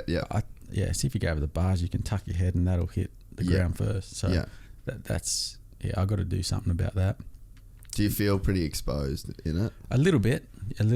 It's like once you go and you feel okay, but you sit there and think about it for a minute and you're going over the handlebars. Because the bike's chasing you no matter you're stuck what. to it. So we should get that sorted ASAP. It is sketchy. So, and it's been on the back burner because I'll go from working on that to the mountain bike, and it's got heaps of shit going on. But yeah, that's the next step for sure for me. And so, how do you know how you're going to mount that and like? Yeah, I've got some ideas. It'll come off the frame that's already there from the front. So I'll just bring it up beside my legs and then go to the back of the subframe and go up. Are you going to try and make it kind of around you a little bit? Nah, not really. Just straight up behind. Just all the guys. I think you got to run them when you ride the snow bikes and that. So you can see what they look like from that. But yeah, everyone's got their own way of doing it. Yeah. Who helps you out with that stuff? At the moment, nobody. Like my buddy that's the author test, he made the go-kart seat, reinforced it. He made a custom seat at one point. So does he make like prosthetics and shit? Yeah.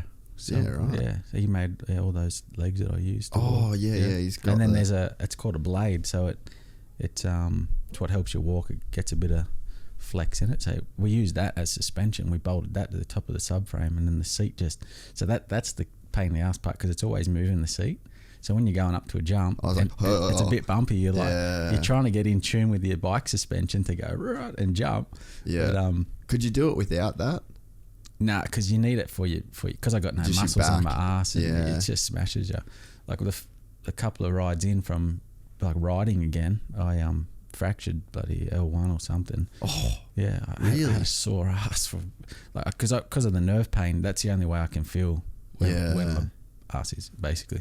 So but my lower back was killing, and I left it a few days, and then I was like keen to ride again. And I'm going to the track, and we went, and I done like pretty much a sighting lap, and I'm like, something stabbed me in the back, and then I got an X-ray and I fractured it. So we had to make something. Like Doug's got a mountain bike shock under his seat, which is awesome.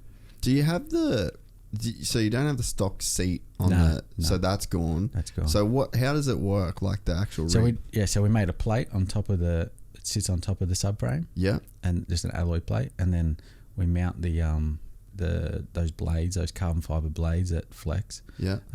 They're mounted on top of that, and then that goes to the seat. And then the seat so it's all open up the top. Yeah, it's basically open. Yeah. I wonder if you could do any of the, like the air ride stuff. Like truck seats, they're on like the air cushions. Yep. There's I'm pretty sure they're on the sunny coast, man. Yeah, right. The airbag guys. Yeah. I'll try and remind me. Yeah, okay. And I'll try and get you the contact of these guys. They run. A dude that rents this studio had them on his podcast. Yeah, right. And they make all the airbags for like trucks and car, like they've got like airbagged eskies, like they've done like Sweet. heaps of shit, and I'm pretty sure they're on the sunny coast, man. Yeah, okay. It might be the kind of thing that they'd want to do as just like a project sort of deal, because like I feel like the air, that would be good. Maybe that'd work. Yeah, I've tried everything. I even had like a wheelbarrow tube I was sitting on for a while, which was working. A wheelbarrow tube? Yeah, just a little tyre. Yeah, just a tube. Yeah, I pumped it up and I put water in it as well. Yeah, right. I just strapped that to the seat and I sat on that and it worked awesome. And then I took the seat off and had it on top of the subframe.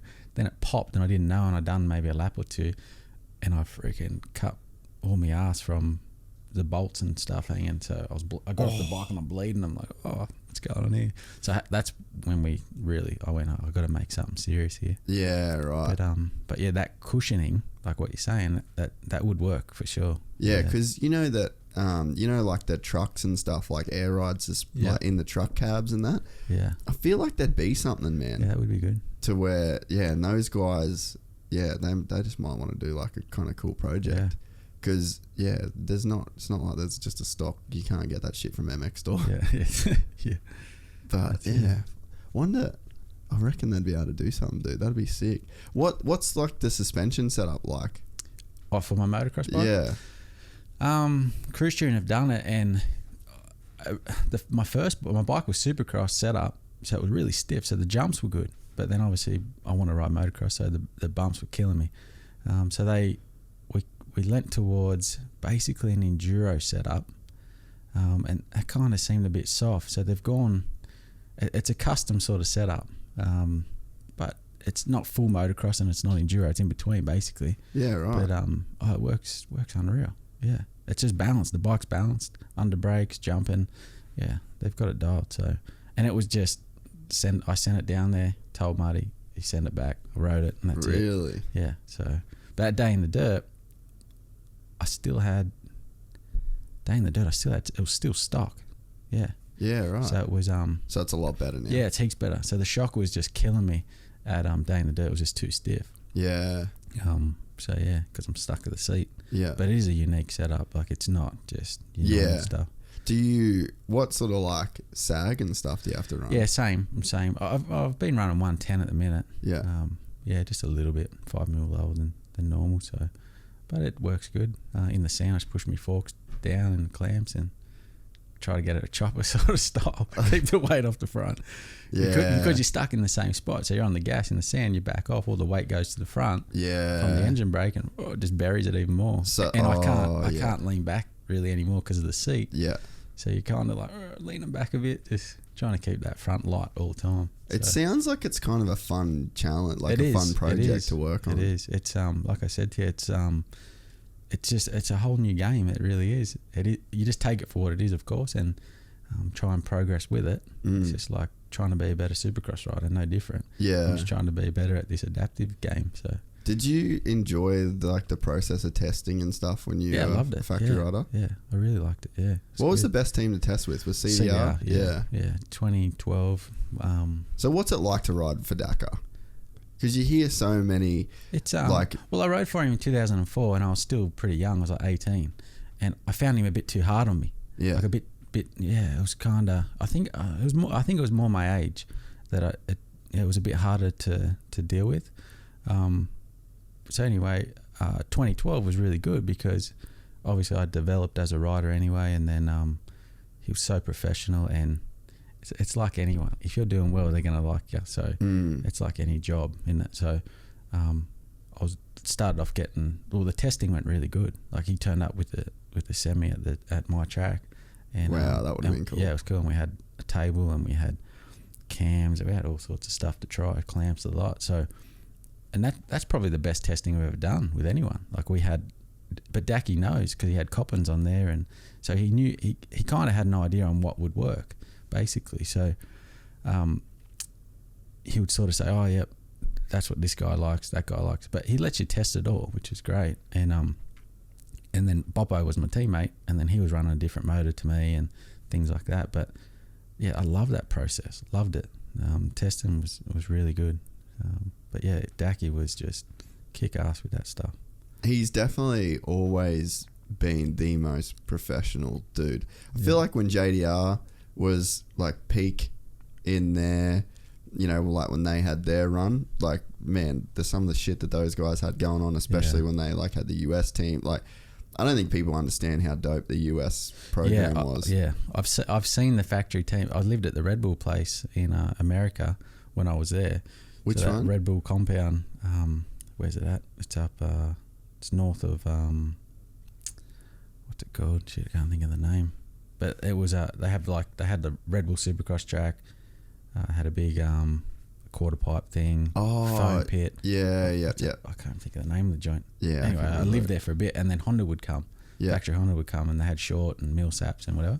And I'd see benches of parts, and Wyndham was there, and I'd be over the back riding the shit track, and they'd be testing. And oh man, it's unbelievable what those guys can change and do. It's, the resources, eh? Yeah. So. But yeah, JDR, man, was like, because I was around a bunch of factory teams over there, and like, yeah, their shit was, I don't think they got enough credit for how gnarly. And that's like Jet getting on the podium. The last fucking dude to podium in the lights class from Oz was Mossy. Yeah, right. Yeah. On a JDR bike. Yeah. Crazy, eh? Yeah, it is.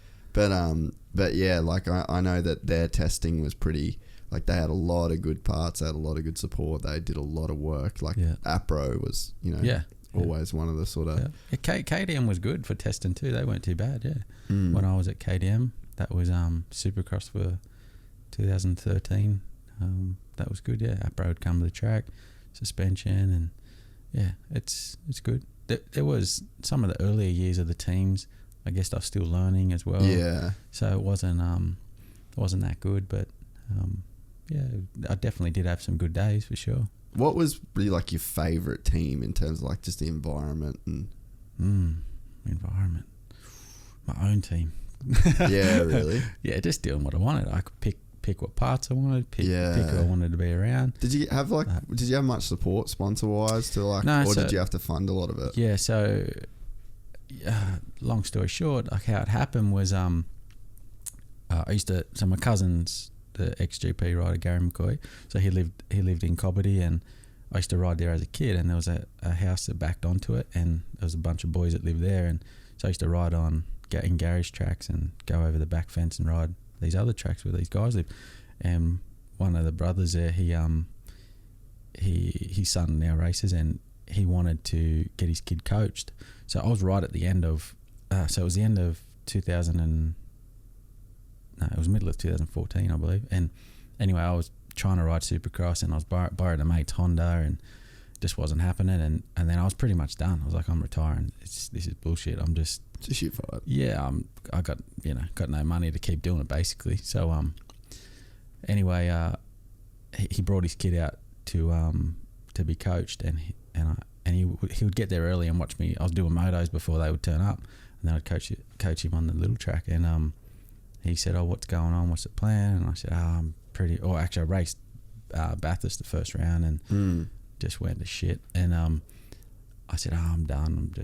I can't do this anymore. You know, just running out of money. I'm coaching to survive and fund this race, and this is just not going to happen. So he's like, "Oh, let me help you out." And I'm like, "Oh man, there's going to be heaps of money involved. Like, it's not just a matter of that." Yeah. And then he's like, "No, I'll get your bike." So he bought me a bike. He goes, "What bike do you want?" So I said, "I'll get a Yamaha." So he went to the shop and just bought a bike from the shop, and then we went and raced it at Brisbane Indoor. Yeah. And I whole shot every race, even the main. I think I led 15 or 16 laps of the main, and I just faded because I wasn't fit enough. And got fourth, and he sort of lit up about it, and then he was like, wow, you know, you can't retire now. So he backed me. He goes, let's. I'm really good mates with him today, and he's like, let's do it. Let's get this team going. So we went and done a couple of Queensland Supercross races, and I had some good battles with Mossies and that, and it just sort of went from there. And before we knew it, we were deep. We had bought a van. Yamaha didn't initially want to help us. Well, the truth is that nobody wanted to help us. I couldn't even get a free set of riding gear. Really? So I don't know why. Like, isn't that weird? It was. I don't know what the deal was, but yeah. So it was pretty hard. Anyway, so he bought it full retail.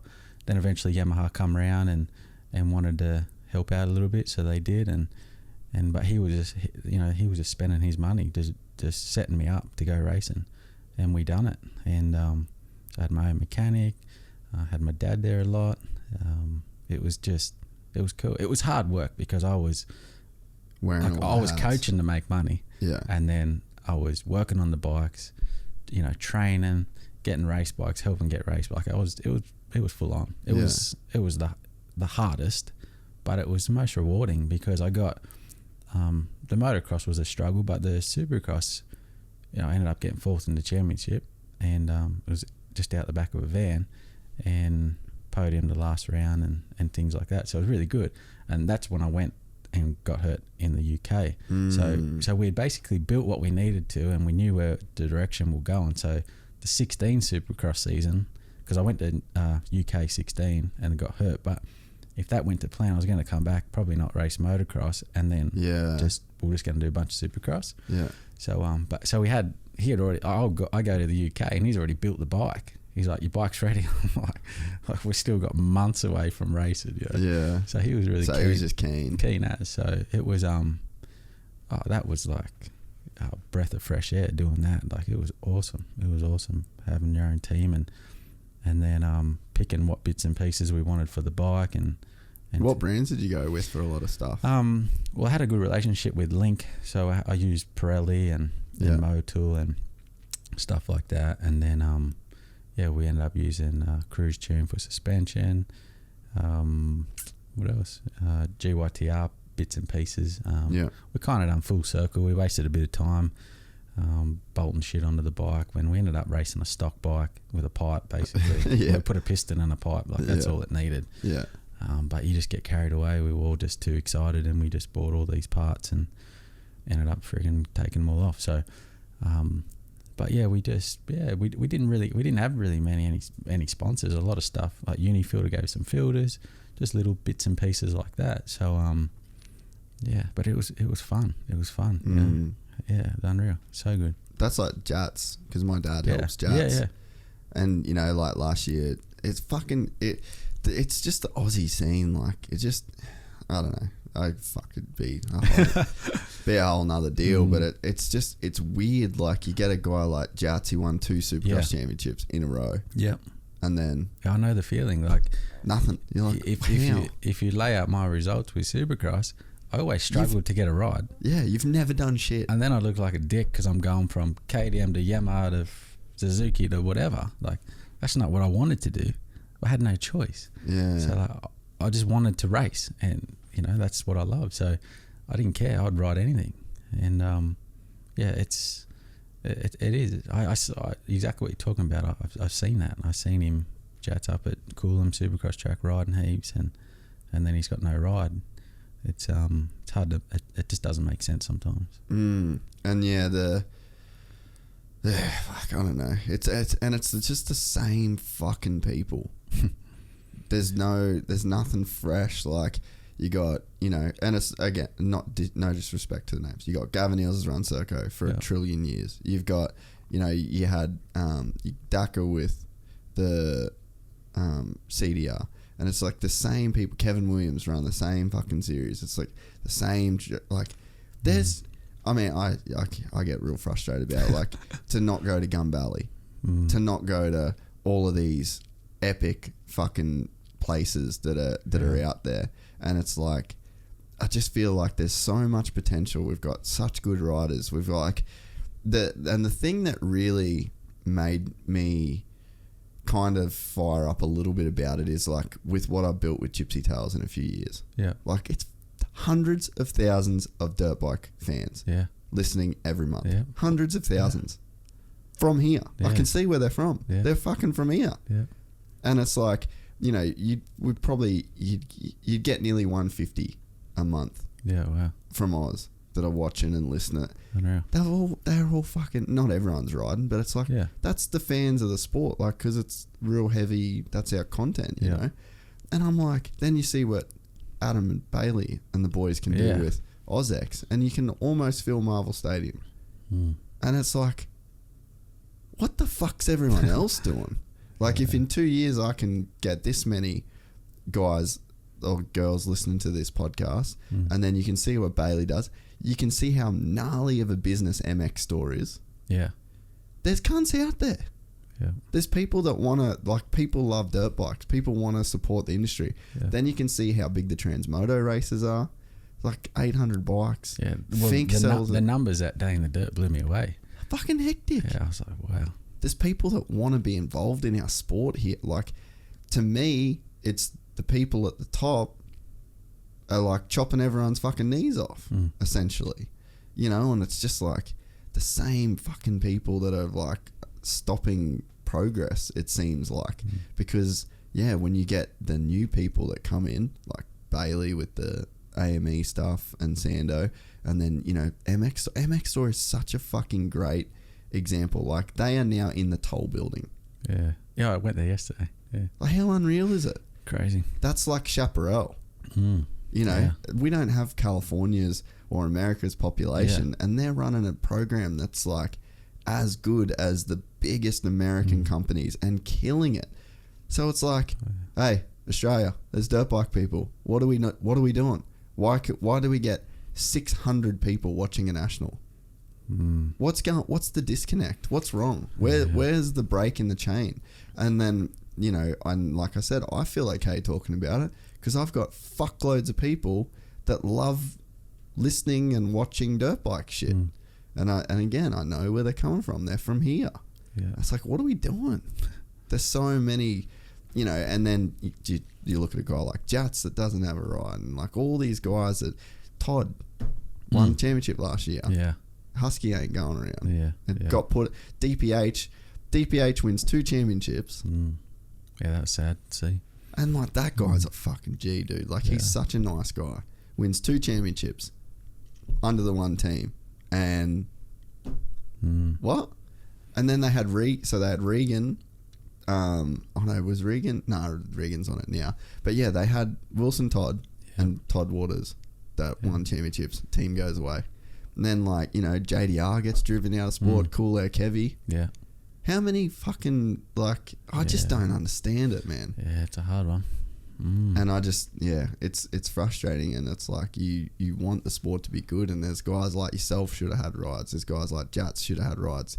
A dude like Todd winning the 450 championship should still have a ride. If the team can win 2 championships in 1 year, they should probably still get to go around. And now, like, you know, you hear that the MX Nationals might not go ahead, and then, you know, Kevy's out of it, and no one, it's like, come on.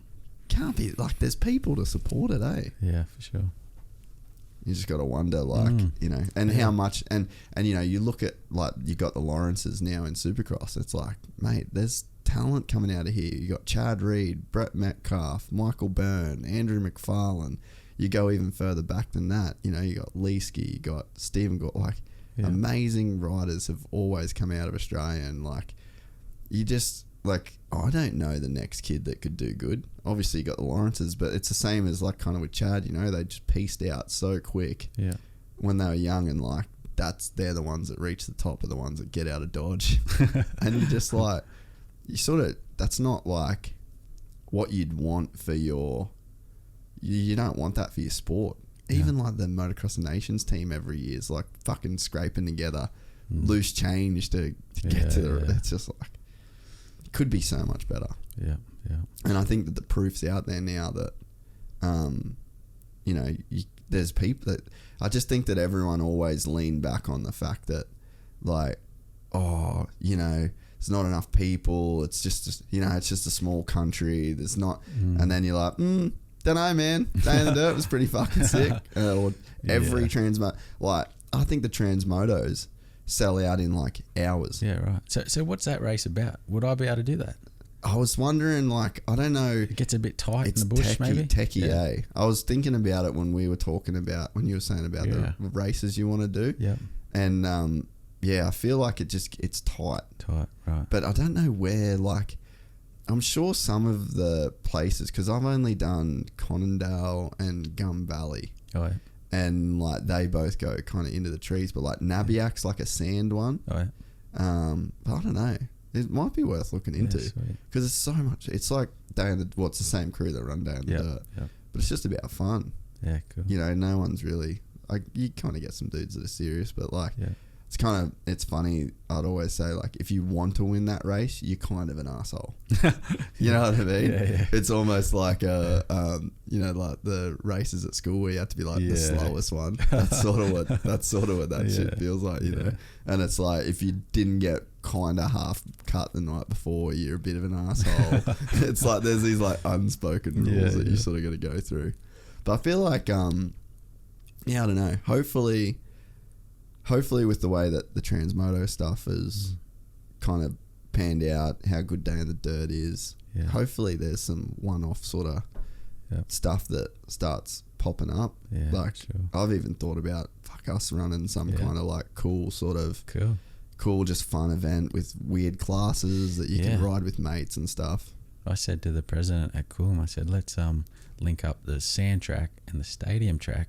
That'd be cool. And make something, you know. That'd be sick. Yeah, we've had a bit of small talk about it, but that would be unreal. But then, I don't know, like, because you've got access up both sides of the main track, like up the road bit. So yeah, right. You could just get out there and pin it up to the next track and do how technical is that stadium track? Nah, it's not that technical. So it's pretty cruisy. Yeah. That'd be pretty fun. Like, I can ride around it. Like, okay. There's a couple of jumps that I don't jump, but I could get around. Yeah, right. That'd be pretty sick, eh? Yeah. Fuck, it'd get chewed out, wouldn't it? And you'd make that track. You'd tame it down to even more. Yeah. To make it work, but it'd be awesome because you'd have sand and hard pack. You know, it'd just be two totally different terrains that you're not going to run a sand tire. So you'd be sort of thinking about your setup a bit. And just fun. Yeah, total fun. Yeah. Have you got any other sort of ideas of stuff that you'd sort of want to do at that track, you reckon? No, like we done the stadium across the start of this year. Yeah. That went really good. Yeah, it was awesome. Like, the rain was just kicking our ass. Like, it would rain, the sun would come out, it would rain. So we're fighting that, but the track held up awesome. Yeah. Yeah, it was really, really good. Everyone that rode it loved it. So it's, I think the plans are to get Supercross there this year. Yeah. Yeah, right. Yeah. Have you heard about any of what's going on with Supercross, or? Nah, not really. I don't think anybody really knows, but I do know that, like, our club's talking to some people about running around there, so that'd be cool. It'd be awesome. I enjoyed it. We've got such a good setup. Like, all the mounds are it's fully ready to go. Yeah, just come in, build a track, and that's it. Chuck some lights up. Yeah. Well, I think they did say just the other day they wanted to maybe do it in the day. So. Oh, cool. Yeah. So whatever. It's there was a good crowd there too, right? Yeah. And it was raining that day too. Yeah, that's right. It was. Because we meant to run a stadium across the next day, but the rain killed it. Yeah. So Do you get good numbers for the practices and stuff still? It's hit and miss, really. I just think that the 9 to 5 guy doesn't really want to go flog himself in the sand. That's the problem, because it gets rough, and they only do maybe 1 or 2 sessions, and they're pretty stuffed. They go to a hard pack track, they can ride all day, bro. Yeah, that's pretty much the truth. Yeah, that is. So, but yeah, you know what I'm saying? Like with the hard pack, they can go there and ride all day. Yeah. So I get it. I get that side of it. For the true racer, like, that's where they want to be. Yeah, because it does get rough. And have you been out to that MX farm yet? Yeah. I was riding there before it opened. Like, I'm friends with the family. Fuck, they're good dudes.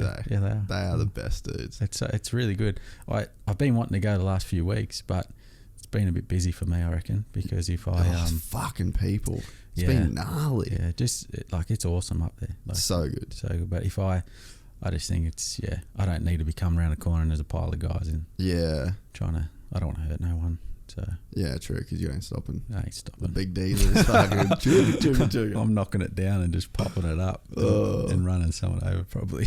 Yeah, well, So, fuck, do what you got to do. Yeah. That's a good example. Those guys are a real good example of, like, so Mark, he's just the nicest dude. He is, yeah. And he's got no, like, that was one of the things that would always frustrate me when I went to the races, was especially the MX Nationals, like, cunts are yelling at you. Yeah. And then, like, they're telling you this, and I'm like, hey, bro, I'm a fucking adult. Like, I don't need to get yelled at. Yeah. I don't need to get talked down to. And that's what was so nice about Day in the Dirt. Like, There's none of it. It's just, it actually reminds me a lot of like American races. Like, you know, you can race every weekend over there somewhere, and everything's just It's crazy. so good. What? I never understood the fucking need to yell at people. Like, what are we? Is this fun? Like, is this what are we like? Yeah. I thought we were all here to, like, kind of have fun, you know. Yeah. And then it's like, no criticism could have ever been taken on. Felt like ever got taken on board. Nothing that you know, nothing really would change if you asked for it, because again, you were clashing. It was just like this constant, we're right, we're doing it the right way. Yeah. This is the way it's supposed to be. This is the way we run it. This is my road. And it's just like, how does it get better?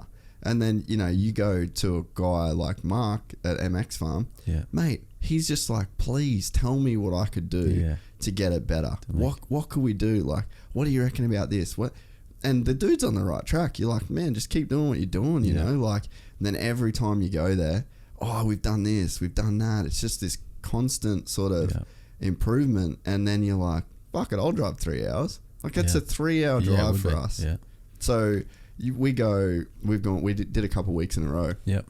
So 3 hours there. Yep. Then I put 2 hours on my hour meter. Yeah. And then 2 hours home, 3 hours home. Yeah, right. So that's an 8 hours of operating a vehicle. Yeah. Like, that's a big fucking day. So 2 hours on the bike. Oh, that's what you're pulling off. Yeah. I don't know how the fuck that happened. Yeah. But every time I rode I rode three weeks in a row. I was just doing 2 hours on my bike every time. But I think it just speaks to that. Yeah. What we were talking about before, you know, like just sort of, it's a different approach. Yeah. And, but yeah, like I'll be so happy to support that dude. Yeah. And support that place.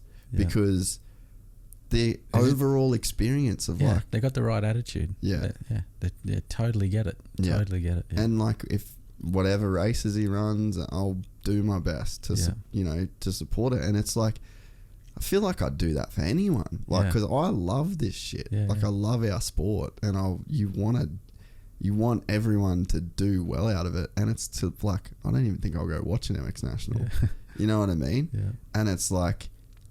And that's not out of a place of like, fuck motocross, because I'll drive 6 hours in a day to support the sport. Yeah.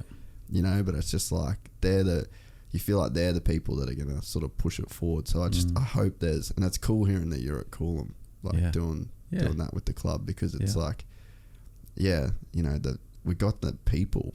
We got the people that want to ride. We got like, he had fucking 200 something bikes at MX Farm. Yeah, well. Yeah. That's wild. That's awesome. When was it? Like, when was the last time you heard of something like that for just a Sunday practice? Yeah.